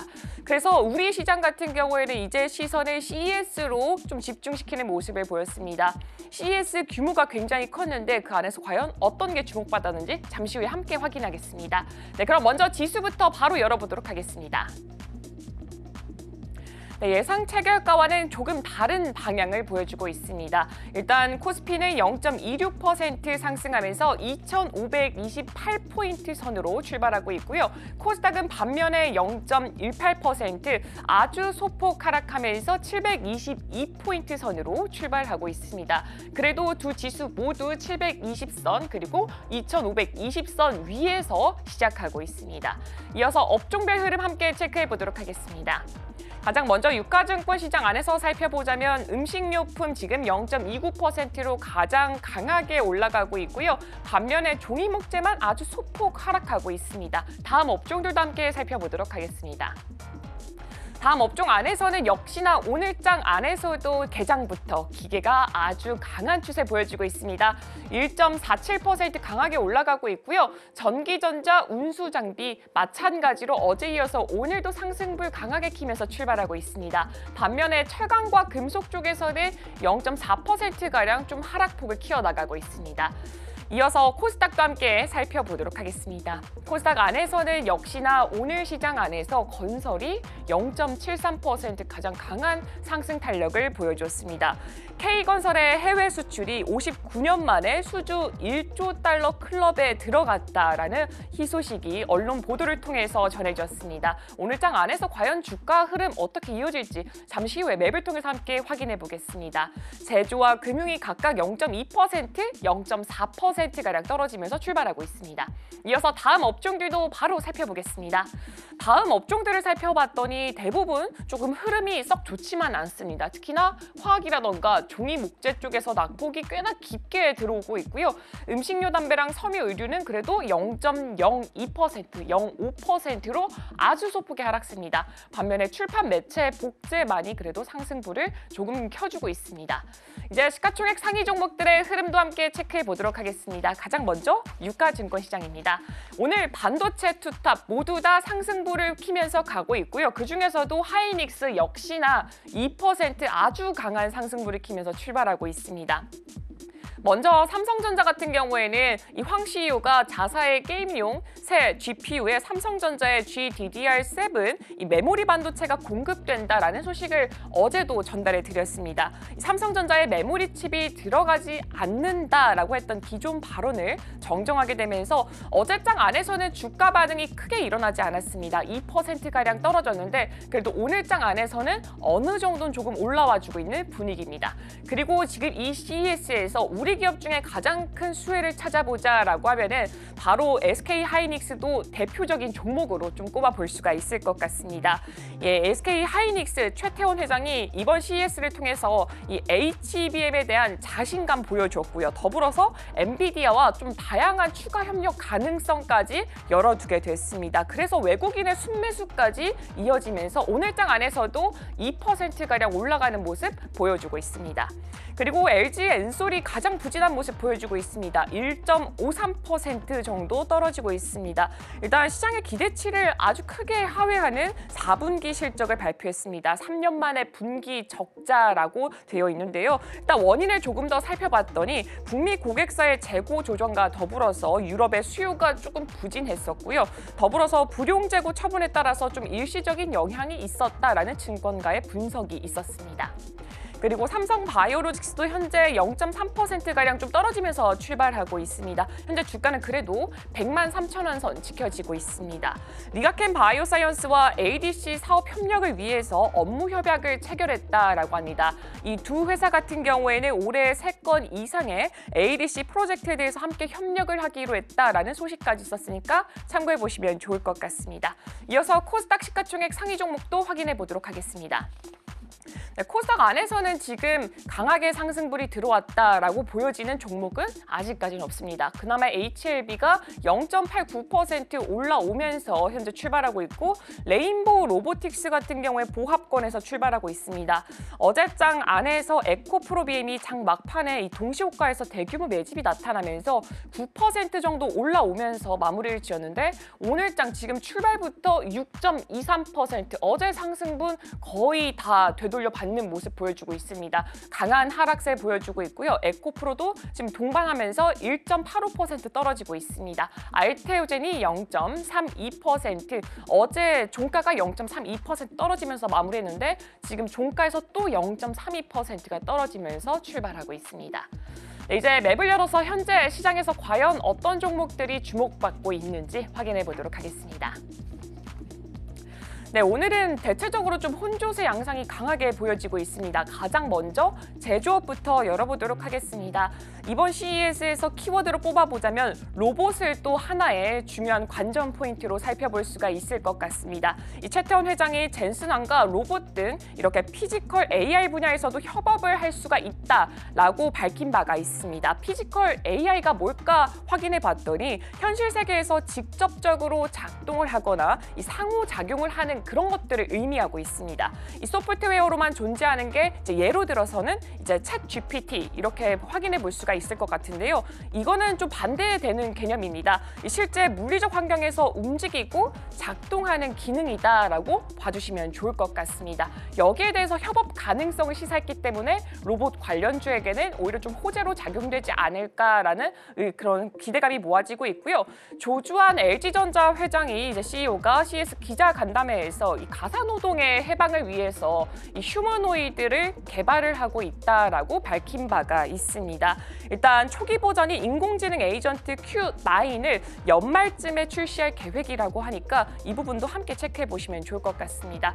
오늘 장 안에서는 지금 전반적으로 상승하고 있는 종목들 살펴보면은 이제 지금 한미반도체라던가 LS 일렉트릭, HD 현대 이런 식으로 조금 종목별로 움직임이 좀 강하게 드러나고 있습니다. LS 일렉트릭 같은 경우에는 전력 설비 전선 관련된 종목으로 꼽혀지고 있고요. 한 2%가량 좀 강하게 올라와 주고 있습니다.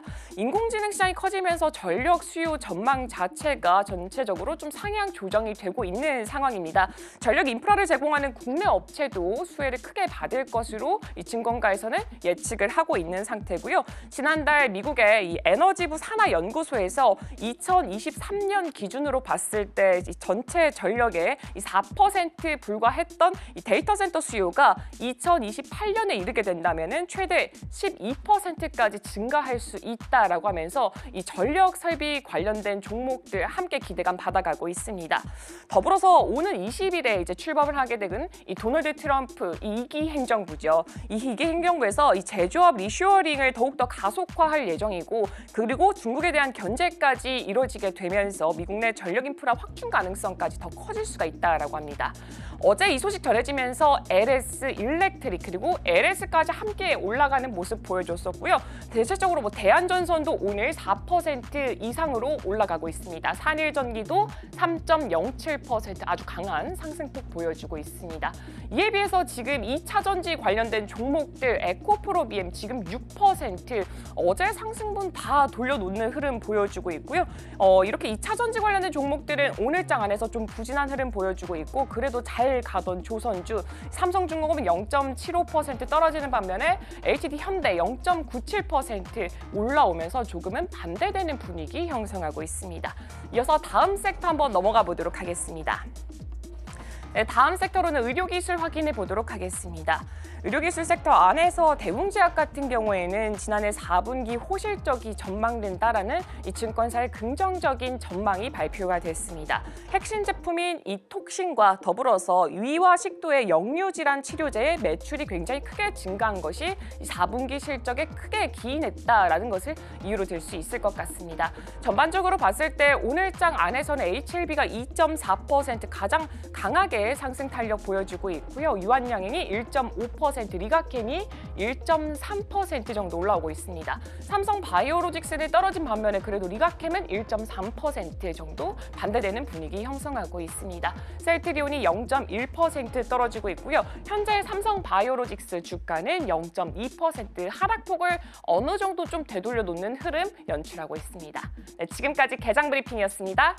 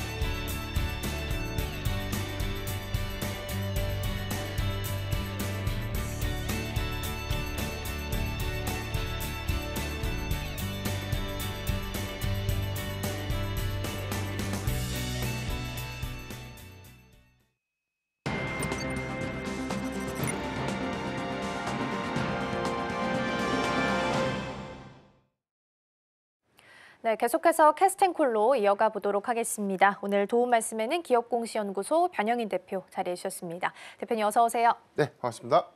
네, 오늘 시장 먼저 점검을 좀 해보겠습니다. 분위기 자체만 놓고 봤을 때는 일단 코스피가 강보합, 코스닥은 약보합으로 좀 흘러가고 있고요. 다행인 건 일단 외국인 유가증권 시장에 좀 들어오고 있고 매도는 지금 선물 쪽에서 찍혀 있는 상황입니다. 전반적인 분위기는 먼저 어떻게 좀 평가를 하고 계실까요? 네, 최근에 외국인의 매수세, 특히나 코스피의 경우에는 오늘까지 6거래일 연속 순매수, 시초긴 하지만 6거래일 연속 매수세가 좀 나타내지고 있는데 그동안 외인의 수급의 방향성들이 다소 그 방향을 좀 명확하게 좀 잡지 못했던 그런 측면들이 코스피를 좀 중심으로 특히 좀 대형주의 수급으로 좀 유입되는 효과들로 반등은 좀 일어나있다라고 좀 보면 좀 무방할 것 같고 코스닥의 경우에는 오늘까지 한 3거래일간 외인의 어떤 약세가 좀 매도세가 좀 더 큰 폭은 좀 아니지만 그래도 좀 이어져 오곤 그런 흐름들이 다소 수급적인 어떤 측면에서 부담에 일부 좀 요인이 좀 되지 않았나라고 좀 볼 수 있겠지만 전체적인 어떤 시장 상황들은 12월 대비해서는 크게 좀 완화된 수급 기조를 좀 보여주고 있다라는 좀 차이가 좀 있겠습니다. CES 2025의 이벤트가 현재 좀 진행이 좀 되고 있죠. 일정이 좀 진행되고 있어서 일부 세론이 좀 나왔던 종목, 특히나 뭐 양자 컴퓨팅이라든가 양자 암호기술 관련 종목들의 경우 조정이 좀 나오고 있고 반도체 섹터의 경우에는 선별적으로 계속해서 순환매 그리고 강세를 좀 지속하고 있는 흐름들 여기에 대해서 유리기판 소재의 어떤 강세가 3거래 연속 좀 이어지고 있는 그런 흐름들은 좀 긍정적이다라고 볼 수 있겠고 그 이외에 전반적인 시총 상위 종목들을 좀 중심으로 한 저가 매수세 유입 이후에 오히려 수급의 연속성을 조금 더 이어가고 있는 그런 흐름들은 다소 좀 긍정적이지 않나라고 좀 볼 수 있겠지만 이번 주 미국의 FOMC 의사록 공개 이후에 매파적인 금리 인하 기조는 확인된 것처럼 우리가 1월 달에 금리 인하의 가능성이 크게 좀 낮아진 점은 오히려 좀 단기의 어떤 조정의 빌미가 좀 될 수는 있겠지만 그럼에도 불구하고 국내 증시는 그래도 양호한 수급 흐름을 조금 더 이어갈 수 있지 않을까라고 좀 판단해 보겠습니다. 네, 일단 외국인 투자자가 유가증권 시장에 6거래일 연속 들어오고 있다라는 부분이 조금 더 유의미하지 않나 싶습니다. 코스닥에서는 소폭이긴 합니다만 일단은 매도 포지션 찍혀 있습니다. 반도체부터 점검을 좀 해볼 텐데 삼성전자 2024년과 2019년을 비교한 증권사 리포트가 있어서 제가 어제 좀 점검을 해봤었는데 2019년 기준으로 보면 2018년 4분기 실적이 공개가 됐을 때 당시에 잘 안 나왔음에도 불구하고 단기적으로 봤을 때 한 1, 2개월 정도 삼성전자가 약 19%, SK하이닉스가 약 22% 상승했다라고 합니다. 그럼 지금이랑 비슷할 것 같아요. 지금도 4분기 실적이 컨센보다도 훨씬 못 미치게 나왔음에도 반등을 좀 주고 있다면 단기적으로 봤을 때는 그래도 추가적으로 좀 두 자릿수 상승세 정도까지는 좀 기대할 수 있을까요? 수치 데이터상으로는 그렇게 좀 존재가 되지만 차이가 있죠. 2019년도와 현재 차이가 있다면 AI라는 이 키워드가 좀 달라진 점 그리고 당시의 실적에 관련된 방향성들 그리고 현재 실적 방향성들 명확하게 좀 달라진 측면들 그리고 SK하이닉스의 경우에는 이제는 범용 반도체를 만드는 회사가 아니죠. 지금 AI 칩을 주력으로 만들고 있는 회사다. 그래서 더 빠르게 시장을 선점하고 있는 그런 가능성들 그리고 그 차세대 모델에 갖는 어떤 선점 기대감들이 계속해서 좀 높아지고 있는 부분들이 오늘 21만 1,000원의 주가 회복으로 오늘 상승 탄력도가 최근 거래일 굉장히 좀 매섭게 좀 유입되고 있는 그런 차이가 좀 있기 때문에 삼성전자가 다소 좀 아쉬운 측면들은 전반적인 업황 우려감들이 반영이 됐음에도 불구하고 사실 AI에 관련된 모멘텀을 전혀 좀 받지 못했다. 이 부분은 HBM3의 퀄테스트 승인이 현재까지도 좀 지연되고 있는 점 그리고 HBM4 전략은 어느 정도 SK하이닉스와 좀 견줄 만한 성과로 좀 이어질 수 있는 그런 기대 요인들이 좀 남아있지만 시장을 먼저 선점한 기업은 SK하이닉스라는 어떤 이런 해당된 내용을 좀 반전시킬 만한 어떤 카드가 좀 부재하다는 것이 전체적인 어떤 수급의 어떤 양분화 관점, 수급의 어떤 희비로 좀 이어지지 않나라고 볼 수 있겠고 과거 데이터에서 4분기의 어떤 실적 내용들 전반적으로 우리가 좀 크게 보면 사실 CES 2025라는 어떤 기대 요인들이 좀 없었다면 AI라는 새로운 어떤 기대 요인들이 만약에 없었다면 오히려 4분기 어닝 쇼크, 특히나 우리가 시장의 전망치보다 굉장히 좀 크게 낮아진 영업이익 발표가 주가의 상승으로 좀 이어질 수 있었을까라는 어떤 의문이 좀 있는 것이죠. 자, 이런 부분들을 좀 감안을 했을 때는 과거 데이터는 말 그대로 과거의 선행 지표라는 관점에서 우리가 좀 체크는 좀 해볼 수는 있겠지만 맹신할 수 있는 부분들은 아니고요. 특히나 우리가 산업의 사이클을 선행해서 6개월에서 뭐 많게는 9개월까지에 관련된 앞에 선행 지표를 먼저 주가에 반영시킨다라는 어떤 통계치들이 좀 있죠. 반도체 섹터가. 그래서 지난 3분기 특히나 뭐 8월 기점으로 해서 주가 좀 급락하게 된 것이 올해 이렇게 시장이 안 좋을 것을 예측해서 먼저 주식이 좀 빠진 거예요. 그런데 반대로 올해 3분기부터 디램이라든가 낸드 가격의 평균적인 가격 상승이 어느 정도 바닥을 좀 다지고 상승 전환할 수 있는 어떤 기대 요인들이 계속해서 좀 제기가 되고 있는 부분들을 감안했을 때 또 이게 주가가 올라가야 된다면 1월입니다. 늦어도 3월에 주가 좀 반등이 좀 나와야 되는 구간이기 때문에 사이클의 어떤 선순환 관점에서는 이제부터 좀 반도체 섹터는 좀 다른 뷰로 바라봐도 좀 괜찮지 않을까라고 좀 판단하고 있습니다. 네, 반도체 뷰는 전반적으로 좀 다르게 가져갈 수 있겠지만 앞서서 제가 소개해드렸던 리포트 같은 경우에는 19년과 24년을 비교한 내용이었는데요. 이게 그때와의 차이점이 있다면 AI, 그러니까 AI 전후로 많은 산업들이 좀 변화를 겪었기 때문에 꼭 거기에 따라서 똑같은 흐름을 가지고 가지는 않을 수도 있다는 걸 염두에 두시면 좋겠습니다.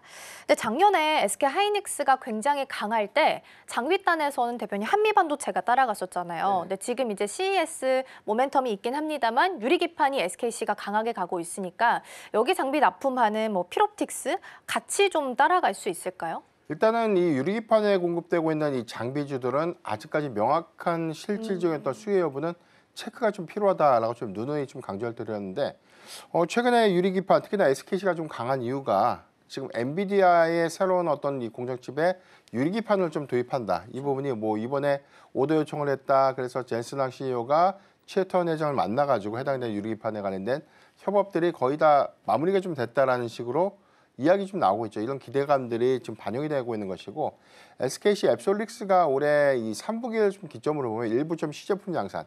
그래서 연말까지 일부의 양산 체제를 좀 구축하게 되는데 이 부분이 모든 공정이 다 들어갈 수 없어요.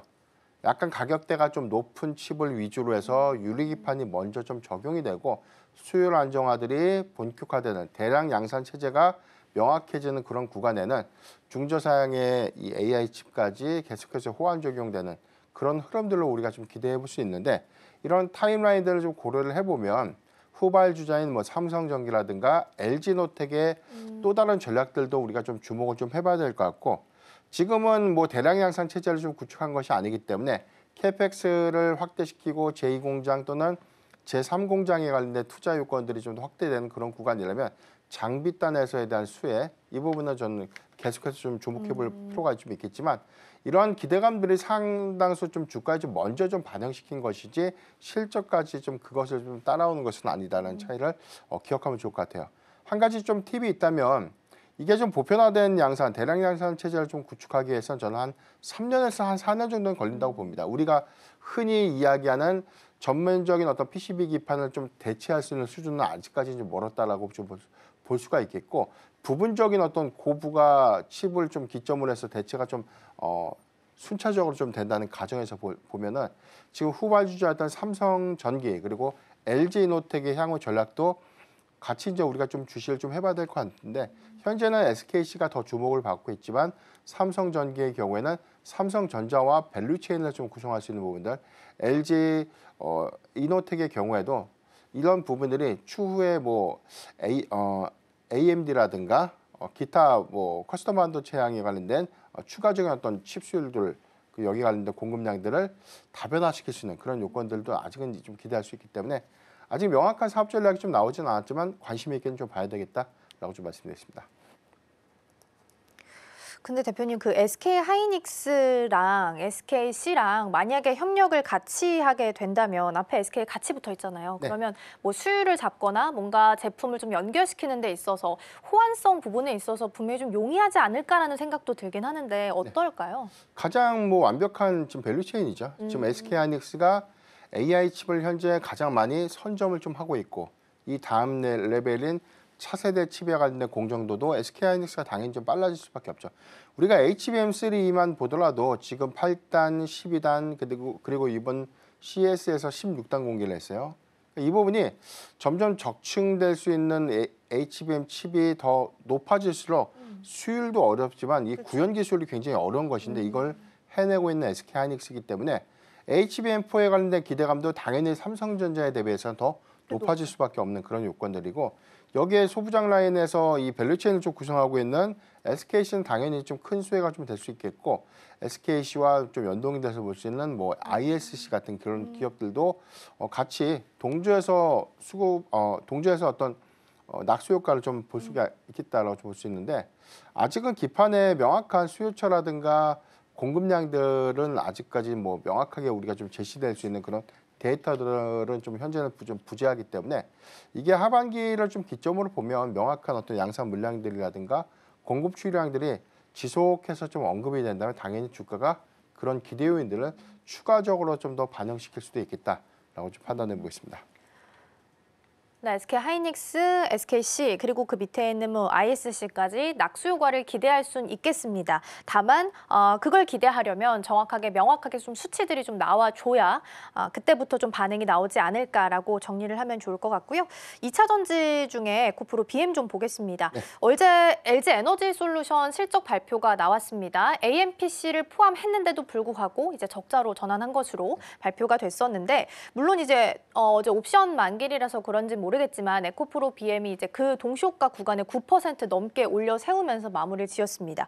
오늘은 지금 그거 다 거의 되돌려주고 있거든요. 6% 넘게 지금 빠지고 있긴 한데 그럼에도 지금 기관이 담고 있단 말이죠. 이게 어떤 특별한 이유가 있다기보다는 지금 코스피 이전 상장에 대한 기대감인지 궁금하고요. 만약에 그렇다면 개인 투자자분들도 이 종목 한정에서는 좀 보셔도 될까요?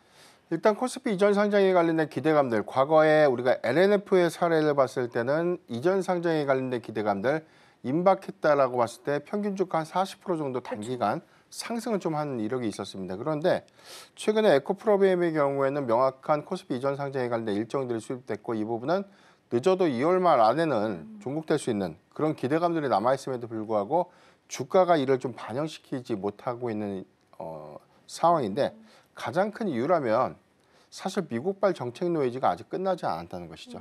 그러니까 한간에서는 계속해서 좋아질 거다, 더 좋아질 수도 있고 완화될 수도 있다라는 긍정적인 부분들 아니다. 이 부분은 우리가 최악의 상황까지도 염두를 좀 해야 된다라는 어떤 부정적인 어떤 시각도 계속해서 좀 존재를 좀 하고 있는 부분들인데 명확하게 좀 두 가지 이유입니다. 첫 번째가 IRA 세액공제. 그러니까 이 부분들이 과연 트럼프의 취임 이후에 정확하게 IRA 관련된 세액 공제 부분들이 폐지될 것인가? 그러니까 이 부분인데 저는 이건 좀 잠깐 좀 제한적이다라고 좀 볼 수가 있는 게 지금 전체적인 어떤 이 IRA의 세액 공제를 좀 받아서 투자를 했던 그런 지역들이 러스트벨트 지역이죠. 이 부분은 공화당 내부에서 현재도 계속해서 좀 반대 목소리가 좀 큽니다. 그렇죠. 그러니까 우리가 한국 언론을 통해서 좀 일부 몇 가지에 대한 어떤 내용들만 좀 듣기보다 번역기 통해서 우리가 로이터라든가 뭐 CNN이라든가 이런 것들 내용 계속해서 우리가 좀 많이 찾아보면 명확한 공화당 내부의 반대 목소리를 확인할 수가 있겠고요. 이런 부분들은 트럼프 입장에서는 좀 부담이 될 수 있는 요인이기 때문에 저는 해당되는 정책을 전면적으로 좀 폐지하기보다는 일부 좀 수정 가능성은 좀 있겠지만 이 부분도 역시나 추가적인 투자를 좀 전제로 해서 오히려 혜택을 주는 그런 성격들은 조금 더 유지될 수 있는 가능성. 그래서 저는 IRA에 관련된 불확실성들은 좀 완화될 수 있겠다라고 볼 수 있겠고 두 번째는 전기차 보조금에 관련된 폐지 부분인데 이 사항들은 일론 머스크도 좀 동의를 했던 부분이기 때문에 일정 부분에 대한 이 보조금은 좀 축소될 수 있는 부분들. 그렇지만 상당한 주가의 어떤 우려감들이 좀 반영됐던 측면들을 고려를 해야 될 것 같고 다른 부분에 대한 어떤 해석점은 캘리포니아라든가 뭐 뉴욕 같은 그런 주에서 자체적인 보조금을 좀 지급할 수 있는 부분들이 있기 때문에 전반적인 어떤 시장의 영향도는 우리가 우려했던 것들보다는 그렇게 좀 크지 않을 것이다라는 내용들 좀 나오고 있는데 사실 이런 우려감들이 아직까지 좀 해소되지 못했던 것은 오히려 트럼프의 취임 이후에 오히려 불확실성이 저는 해소되면서 오히려 방향을 좀 명확하게 좀 잡지 않을까라고 좀 볼 수 있겠고 세 번째는 지금 유럽의 전기차 올해 이제 판매량이죠. 올해 판매량이 2024년도 대비해서 한 15%에서 한 17% 정도 증가될 수 있다는 데이터가 좀 나오고 있는데 지금 이 배기가스 배출 규제 부분에 관련돼서 올해 의무적으로 이 전기차 판매 비율을 좀 맞춰야 됩니다. 그런데 이게 무조건 비율을 맞춘다고 해서 차가 팔리지 않는데 차를 팔 수는 없는 노릇이죠. 그렇기 때문에 나온 이야기가 전기차 보조금에 관련된 부활 움직임입니다. 그래서 영국과 독일을 좀 주축으로 해서 해당되는 전기차 판매량들이 좀 증가될 수 있는 요인으로 배기가스의 배출 규제를 이행하면서 의무 비율을 좀 충족시키는 그런 전략도 주목을 좀 해봐야 되지 않을까라고 좀 판단해 보겠습니다. 일단 그렇죠. AMPC 관련해서는 일단 지어놓은 공장들이 다 지금 러스트벨트에 있기 때문에 공화당 텃밭입니다. 그래서 수정은 할 수 있겠지만 폐지하기는 좀 어렵다라는 시선이 조금 더 많은 것 같고요. 우리가 지금 생각하는 그 우려보다는 훨씬 좀 덜할 것이다라는 긍정적인 말씀도 해주셨습니다. 그래서 지금 트럼프 당선인 이야기를 좀 해보면 관세에 둘러싸고 피해볼 수 있는 섹터, 그리고 수혜볼 수 있는 섹터가 명확한 것 같아요. 피해 쪽에 일단 2차 전지가 들어가 있는 것 같고요. 그리고 말씀해 주신 것처럼 이제 취임 이후에 불확실성이 좀 해소가 되게 된다면 지금까지 피해를 봤던 섹터 안에서는 이제 주가 되돌림이 좀 나올 수도 있다라는 이야기가 있던데 가능할까요? 그렇죠. 우리가 이 미국의 대선 이전에 우려감을 반영시키면서 주가가 못 갔던 부분들을 오히려 당선 이후에 불확실성을 좀 떨쳐내고 반등을 좀 이룬 몇몇 섹터들이 좀 있었어요. 화장품 같은 것들이 좀 대표적이죠. 이 부분은 크게 반등이 나왔던 것은 아니지만 그래도 트럼프의 정책 안에서 보편적 관세가 화장품의 판매량들을 저해시킬 수도 있겠다라는 우려감들이 12월 어떤 수출 데이터, 그러니까 전체적인 4분기 수출 데이터에서 증가폭들을 좀 일부 좀 보였던 점들을 감안해 봤을 때 이런 것들에 대한 우려감들이 일부는 좀 완화됐던 부분들, 특히나 뭐 조선이라든가 정책 기대감들 일부 좀 반영이 됐죠. 그리고 좀 다른 좀 차이가 좀 있다면 우리가 뭐 재생에너지, 신재생에너지에서 대표적인 뭐 태양광이라든가 풍력, 그다음에 뭐 2차전지 섹터가 가장 큰 노이즈가 좀 됐는데 소위 우리가 좀 이런 얘기가 있죠. 매를 먼저 맞고 나면 아프지가 않다. 네. 이런 것처럼 정책발 노이즈가 너무나 주가의 리스크 요인으로 좀 작용했기 이게 추가적인 하락을 좀 이끌었던 그런 원인이었기 때문에 오히려 정책이 현실화되는 그런 구간이라면 차라리 불확실성을 모두 다 떨쳐내고 난 이후에 실적의 개선 기대감이라든가 오히려 정책 기조가 생각했던 것보다 좀 나아질 수 있는 완화 기대감들이 반영이 되면서 저는 주가가 좀 올라가야 된다라고 볼 수 있겠고 이런 흐름들은 최근에 태양광 일부 섹터에서에 대한 반등으로 좀 이어지지 않나라고 볼 수 있기 때문에 무조건 나쁘다가 아니라 실적 개선에 관련된 기대 요인들 그리고 실적에 관련된 안정성들이 좀 보장되고 있는 그런 종목들의 경우에는 계속해서 좀 관심을 좀 가질만 한데 아이러니하게도 뭐 태양광이라든가 2차전지가 작년보다는 올해 실적이 좀 개선될 수 있는 그런 포인트를 주목해보자라고 좀 말씀드렸습니다. 네, 마법의 단어죠. 선반영 됐다라면은 불확실성을 다 떨쳐내고 난다면 오히려 주가도 좀 되돌림 현상이 나올 수 있다라는 말씀 해주셨습니다. 여기까지 정리하고요. 오늘 상위 테마들도 이어서 함께 살펴보도록 하겠습니다. 네, 테마 보겠습니다. 첫 번째 자리하고 있는 테마, 첫 번째 어떤 테마 볼까요? 제약바이오부터 보도록 하겠습니다. CES 끝나고 나서 지금 다음으로 기대하고 있는 이벤트가 JP모건 헬스케어입니다. 알테오젠도 여기에 처음으로 초청됐다라는 소식이 있고요. 더불어서 리가켄 바이오나 셀트리온도 참가하기 때문에 여기 참가하는 기업들 위주로 어떤 전략 세우면 좋을지 잠시 후에 점검해 보겠습니다. 두 번째 열어볼까요? 두 번째는 원전입니다. 11차 전기본이 공개가 됐습니다. 사실 좋은 내용은 아닌데 원전이 4기에서 3기로 줄어들고요. 태양광 발전량도 2.4기가와트로 태양광은 오히려 확대되는 움직임을 좀 보이고 있습니다. 다만 이제 원전 오늘 좀 영향받는 뉴스를 찾아보니까 우리나라랑 미국이랑 지난해 11월에 잠정 합의했던 원자력 수출 협력 MOU를 최종적으로 합정을 했다라는 내용이 좀 전해지게 되면서 오늘 개장하고 나서는 원전주 흐름도 나쁘지 않게 흘러가고 있습니다. 자, 마지막 열어보겠습니다. 전선과 전력 설비고요. 사실 뭐 원전까지 같은 테마로 좀 묶어서 간다면 AI도 크게 좀 볼 수가 있겠죠. 전선 쪽에서는 오늘 HD 현대일렉트릭을 외국인들이 매수를 하는 포지션 취하고 있고요. 트럼프 당선인이 데이터 센터에 좀 더 투자하겠다라는 이야기도 나오고 있고 또 최근 좀 한파가 오고 있기 때문에 이에 대한 수혜도 가능할 것으로 보이고요. 원전과 전선 전력 설비 같은 경우에는 데이터 센터 돌리려면 전력이 많이 필요하기 때문에 관련해서 좀 수혜받을 수 있는 섹터 섹터로 가장 크게 거론이 좀 되고 있습니다. 자, 이렇게 해서 세 가지 테마 함께 살펴봤고요. 대표님 어느 쪽부터 보면 좋을까요? 예, 저는 제약바이오 섹터를 좀 말씀드리겠고요.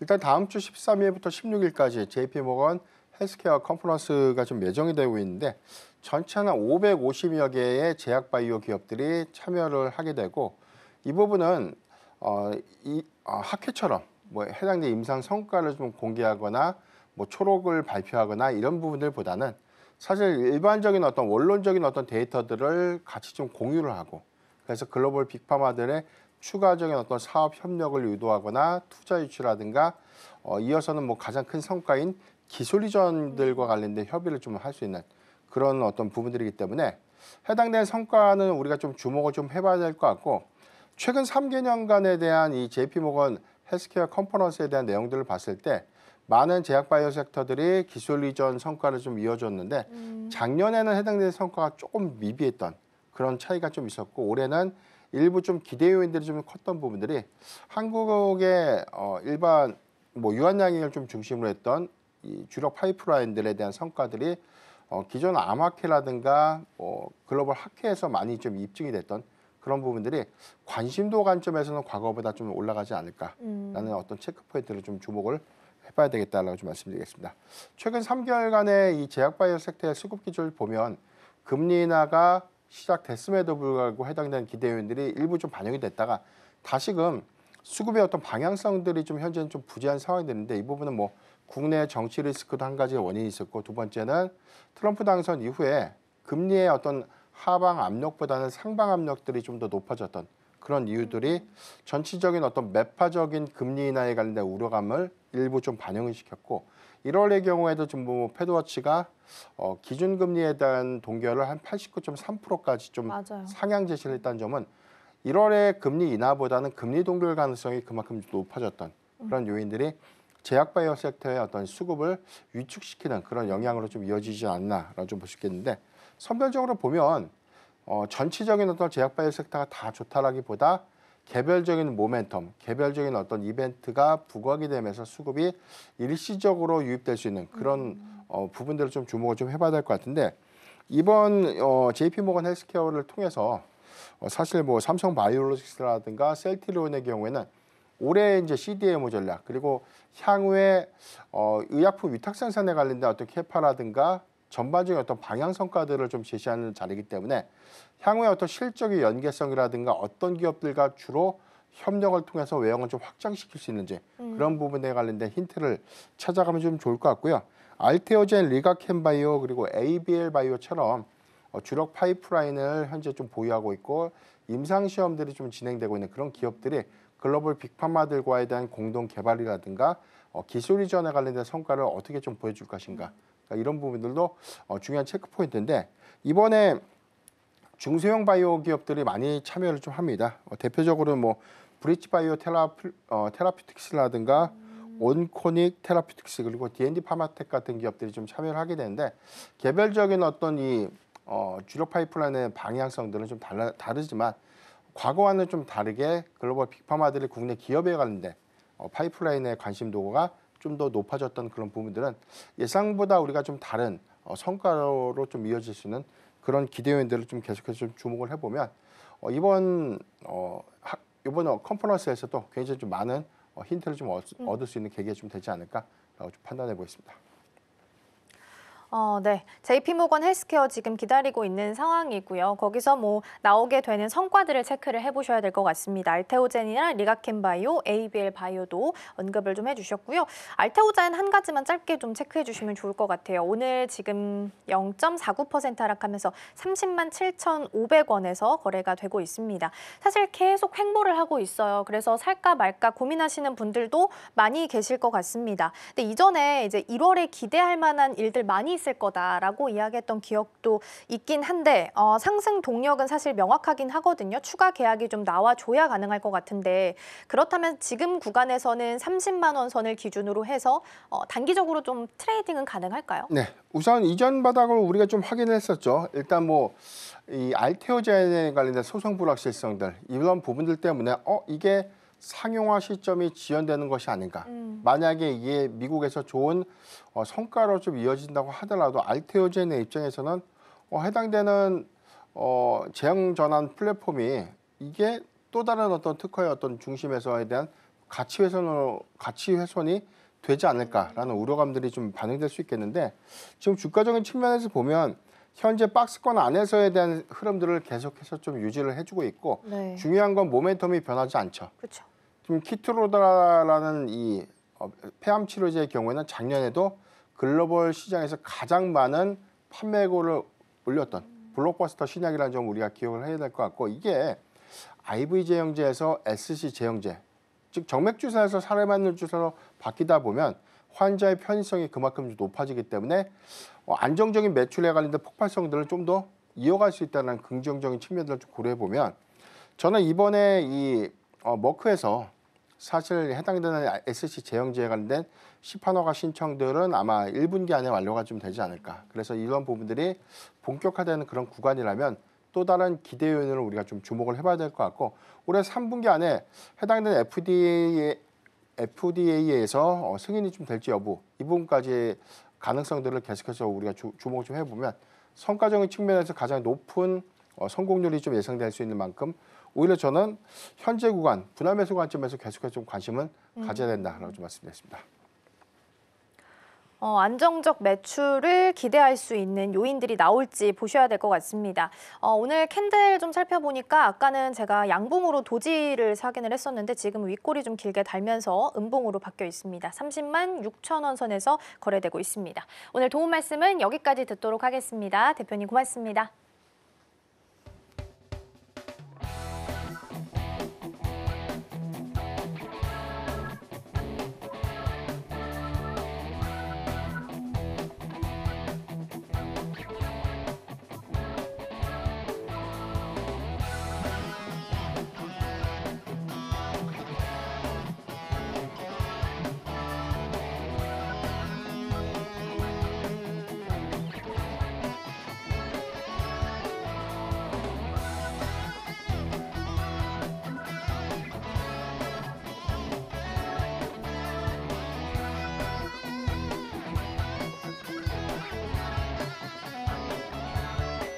실시간 헤드라인입니다.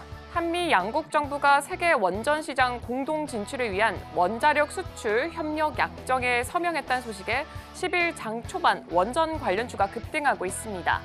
두산 에너빌리티, 한전 KPS, 오르비텍, BHI, 우리기술 등 원전 관련주가 일제히 오름세 강하게 보여주고 있습니다. 이어서 다음 소식입니다. 최근 LS 일렉트릭은 변압기 부문 실적 성장에 따른 수익성 개선에 대한 기대감이 반영되면서 최근 한 달 새 주가가 20%가량 상승하는 등 상승세를 타고 있습니다. 오늘도 증권가에서 낙관적인 보고서가 나오면서 투자 심리를 자극하고 있습니다. 다음 소식입니다. 현대차그룹이 글로벌 반도체 기업 엔비디아와 손을 잡았습니다.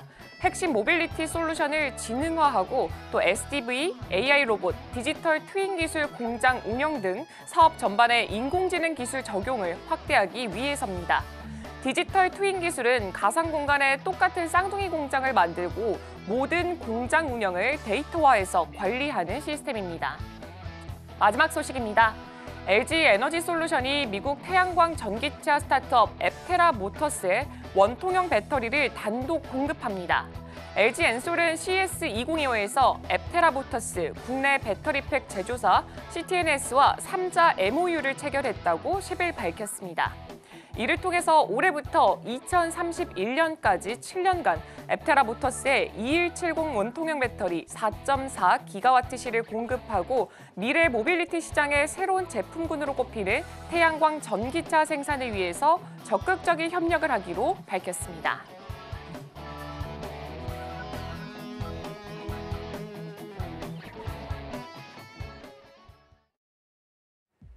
네, 지금 이 시각 시장 상황 함께 살펴보도록 하겠습니다. 개장 당시에는 양 지수가 서로 다른 방향을 가리켰습니다. 그렇다면 지금은 어떤 방향을 보이고 있을지 지금 바로 지수부터 열어보도록 하겠습니다. 네, 지금 현재 모두 다 하락불을 켜고 있습니다. 코스피는 어제 종가선이었던 2,520포인트 선이 깨진 채로 2,509포인트 선까지 현재 내려와 있고요. 0.48% 하락한 채 거래가 진행되고 있습니다. 그리고 코스닥도 마찬가지로 720포인트 선 자체는 현재 깨졌습니다. 0.76%, 코스피보다 낙폭이 조금 더 크게 형성돼 있습니다. 투자자별 매매 동향도 함께 살펴보도록 하겠습니다. 가장 먼저 유가증권 시장 안에서는 외국인 투자자 발길이 좀 끊어졌습니다. 현재 382억 원을 매도하고 있고 그보다 기관 투자자가 지금 3,036억 원, 굉장히 많은 물량을 빼내보내면서 지금 지수 하방을 아주 강하게 누르고 있습니다. 그래도 개인 투자자가 3,276억 원을 매수해주고 있기 때문에 어느 정도는 조금 상쇄시키는 분위기가 보여지고 있습니다. 이어서 코스닥도 함께 살펴보도록 하겠습니다. 코스닥 시장도 일단 방향은 비슷하게 나와 있습니다. 개인 투자자가 나홀로 매수세를 보여주고 있고 기관과 외국인 투자자가 동반 매도를 하면서 지금 하방 압력 강하게 눌러가고 있습니다. 업종별 동향도 함께 살펴보도록 하겠습니다. 가장 먼저 유가증권 시장 개장 브리핑 때만 하더라도 지금 모든 업종이 다 오르는 모습을 보여줬는데 현재는 모든 업종이 하락폭을 꽤나 크게 보여주고 있습니다. 특히나 화학이라던가 섬유, 의복 쪽에서는 기대와 다르게 좀 낙폭을 크게 형성하고 있는 모습 보이고 있습니다. 다음 업종들로 넘어가 보도록 하겠습니다. 다음 업종 안에서는 정말 크게 엇갈리는 흐름 보여주고 있고요. 오늘 개장 때만 하더라도 강한 상승폭 보였던 게 전기, 전자 쪽이었습니다. 지금은 하락 전환에서 거의 1% 가까운 하락세 보여주고 있고 철강과 금속 현재 2%까지 낙폭 크게 형성했습니다. 기계와 운수 장비는 그대로 상승불 켜져 있고 그리고 기계 쪽에서는 조금 더 상승폭이 커진 것을 확인해 볼 수가 있습니다. 코스닥 업종들도 함께 체크해 보도록 하겠습니다. 코스닥 업종 안에서는 역시 유일하게 건설 쪽만 강한 상승불이 켜져 있고 나머지 업종들 지지부진한 흐름 보여주고 있는 가운데 금융 쪽에서 1.6%나 큰 폭의 하락세 그려내고 있습니다. 다음으로 넘어가 보도록 하겠습니다. 다음에서도 출판 매체 복제 쪽만 지금 상승불이 켜져 있고 나머지는 마찬가지로 모두 다 하락불 켜져 있습니다. 오늘 코스닥 업종 안에서의 상승 업종 수가 확실히 많이 줄어든 것을 확인해 볼 수가 있습니다. 이제 시가총액 상위 종목들 흐름도 확인해 보도록 하겠습니다. 현재 강한 혼조세가 연출이 되어 있고 그래도 SK하이닉스 1.95% 상승불 강한 거 지켜주고 있습니다. 반면에 삼성전자는 오히려 낙폭이 훨씬 더 커진 걸 확인해 볼 수가 있고요. LG에너지솔루션은 방금 전에 실시간 브리핑을 통해서 전달해 드렸다시피 업무 협약 체결을 맺었지만 주가는 2.51% 반응이 오지는 않고 있습니다. 삼성바이오로직스 0.1% 그리고 현대차 같은 경우에는 현재 3.29%로 이 코스피 시장 안에서는 지금 시가총액 1위부터 5위 안에서 가장 강하게 오름세 보여주고 있습니다. 엔비디아와 이 모빌리티 혁신을 협력하기 위해서 전략적 파트너십을 체결했다라는 소식 아까도 들려드렸습니다. 이번 파트너십을 통해서 디지털 트윈 기술을 활용하고 고도화를 하는 등 이 사업 전반적으로 AI 기술을 좀 적용을 하겠다라는 소식 들려왔습니다. 아무래도 엔비디아와 협력을 하기 때문에 이 주가 반응이 조금 더 강하고 빠르게 다가오고 있습니다. 이어서 코스닥 시가총액 1위부터 5위까지 살펴보겠습니다. 그래도 알테오젠이 상승 전환했습니다. 현재는 500원 정도 올라가면서 30만 9,500원 선 지나가고 있고 에코프로 BM 같은 경우는 현재 7.29% 어제 상승분까지 대략 한 2% 정도 남은 모습입니다. 에코프로도 지금 동반 하락하고 있고 HLB는 그래도 1%대 상승, 레인보우 로보틱스는 1%대 하락을 나타내고 있습니다. 네, 이제 맵을 이어서 과연 어떤 종목들이 오르고 있는지 혹은 하락하고 있는지도 함께 체크해 보도록 하겠습니다. 네, 개장과 비교했을 때는 확연하게 보이는 게 하락하고 있는 종목들의 그 숫자입니다. 가장 먼저 제조업 쪽 확인해 보도록 하겠습니다. 제조업 안에서는 지금 HD 현대중공업이 0.6% 그리고 역시나 두산에너빌리티 5.84% 정도 올라가고 있습니다. 거의 6% 향해 달려가고 있는데 한미 양국이 지금 원전 동맹을 맺었다라는 소식 강하게 반응하고 있습니다. HD 현대중공업은 오르고 있지만 나머지 하나오션이라던가 삼성중공업은 지금 동반 하락세 보여주고 있습니다. 하나오션이 0.5% 떨어진 데 비해서 삼성중공업이 1.75% 정도 떨어지고 있습니다. 전반적으로 지금 제조업 섹터 내에서 강하게 올라가는 종목들 많이 보이지는 않습니다. 개장 브리핑 때 전해드렸다시피 이 전력 설비 쪽에서 앞으로 좀 더 파이가 넓어질 것이다. 이 미국의 전력 설비가 늘어나면서 우리 기업들에게 수혜가 올 것이다라는 기대감에 이 전선 전기 관련주들이 개장에도 상승폭을 보였는데 현재 대한전선은 1.8%, 산일전기가 0.8% 오르고 있습니다. 오름폭은 그대로 유지가 되고는 있지만 그 폭 자체는 좀 떨어지고 있다라는 부분에 조금 더 주목해 보시면 좋을 것 같고요. LS일렉트릭이 반전으로 0.78% 떨어지고 있습니다. 그리고 오늘장 안에서 두산 로보틱스 0.16% 올라가고 있고 현대로템이 0.74% 정도 상승하고 있습니다. 네, 이어서 다음 섹터로 넘어가 보도록 하겠습니다. 네, 다음 섹터로는 소비자 내구재 쪽 확인해 보도록 하겠습니다. 네, 현대차 역시나 주가 강하게 상승 탄력 받아가고 있습니다. 네, 더불어서 이제 현대차 같은 경우는 미국 법인이 아마존 사이트를 통해서 자동차를 판매한다라는 소식까지 전해드렸었고 또 어제 안에서 이제 올해 24조 3천억 원을 이 국내에 투자할 거다라는 희소식이 지금 연달아서 나오고 있습니다. 오늘장 안에서도 희소식이 나왔기 때문에 주가가 과연 마감 때까지 얼마나 오를 수 있을지도 함께 체크해 보시면 좋을 것 같습니다. 그리고 LG전자는 현재 0.12% 오름세 보여주고 있습니다. 이 지난해 4분기 어닝 쇼크로 어제장 안에선 주가가 좀 하락하는 모습 보여줬습니다. 그리고 그 이유를 봤더니 LG 이노텍의 부진이 가장 크게 영향을 차지했고 가전과 TV, 이 전장 사업 등 이 본업에서 실적이 좀 떨어졌다라는 것을 증권사에서는 이유로 꼽았습니다. LG전자가 0.12% 오르는 반면에 LG 지금 현재 0.14% 소폭의 하락세, 그리고 변동폭 자체가 크게는 보이지가 않습니다. 그리고 오늘장 안에서 건설주들 흐름 굉장히 좋습니다. 이제 1조 달러 클럽에 가입을 하겠다라는 소식이 있었으니까 현대건설 2.96%, GS건설 0.62% 오름세 보여주고 있습니다. 이어서 다음 섹터 확인해 보도록 하겠습니다. 네, 다음 섹터로는 프로세스 산업 쪽 확인해 보도록 하겠습니다. 지금 프로세스 산업은 공정산업이라 보면 좋을 것 같고요. SKC 지금 오늘장 안에서 0.62% 떨어지고 있습니다. 최태원 SK 회장이 지금 CES 2025에서 SKC 유리기판에 엔비디아향 공급을 시사하는 발언을 하면서 어제장 안에서 굉장히 크게 주목을 받았었는데 오늘장은 좀 떨어지는 분위기 형성하고 있고요. 오늘 소재단 살펴보자면은 에코프로 머티가 4%, 에코프로 BM과 에코프로 모두 다 지금 떨어지고 있고 롯데케미칼 1%대 하락하는 모습 보여주고 있습니다. 반면에 지금 개별 이슈로 올라가는 종목들만이 지금 이 섹터 안에서 상승불 강하게 켜고 있습니다.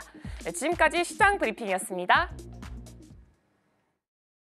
네, 오늘 외국인은 현물과 선물에서 모두 매도하고 있는 것으로 확인이 됩니다. 오늘 금요일이라서 거래량이 한산할 것으로 예상이 되는데요. 이럴 때일수록 작은 테마가 쉽고 빠르게 움직일 수 있으니까 주의하시면서 투자 전략 세워가시면 좋겠습니다. 저희가 방송 중에 제공해드린 정보는 투자 판단을 위한 조언일 뿐 해당 종목의 가치와 수익률은 보장하지 않습니다. 저희는 다음 주 월요일에 돌아오겠습니다. 시청해주신 여러분 고맙습니다.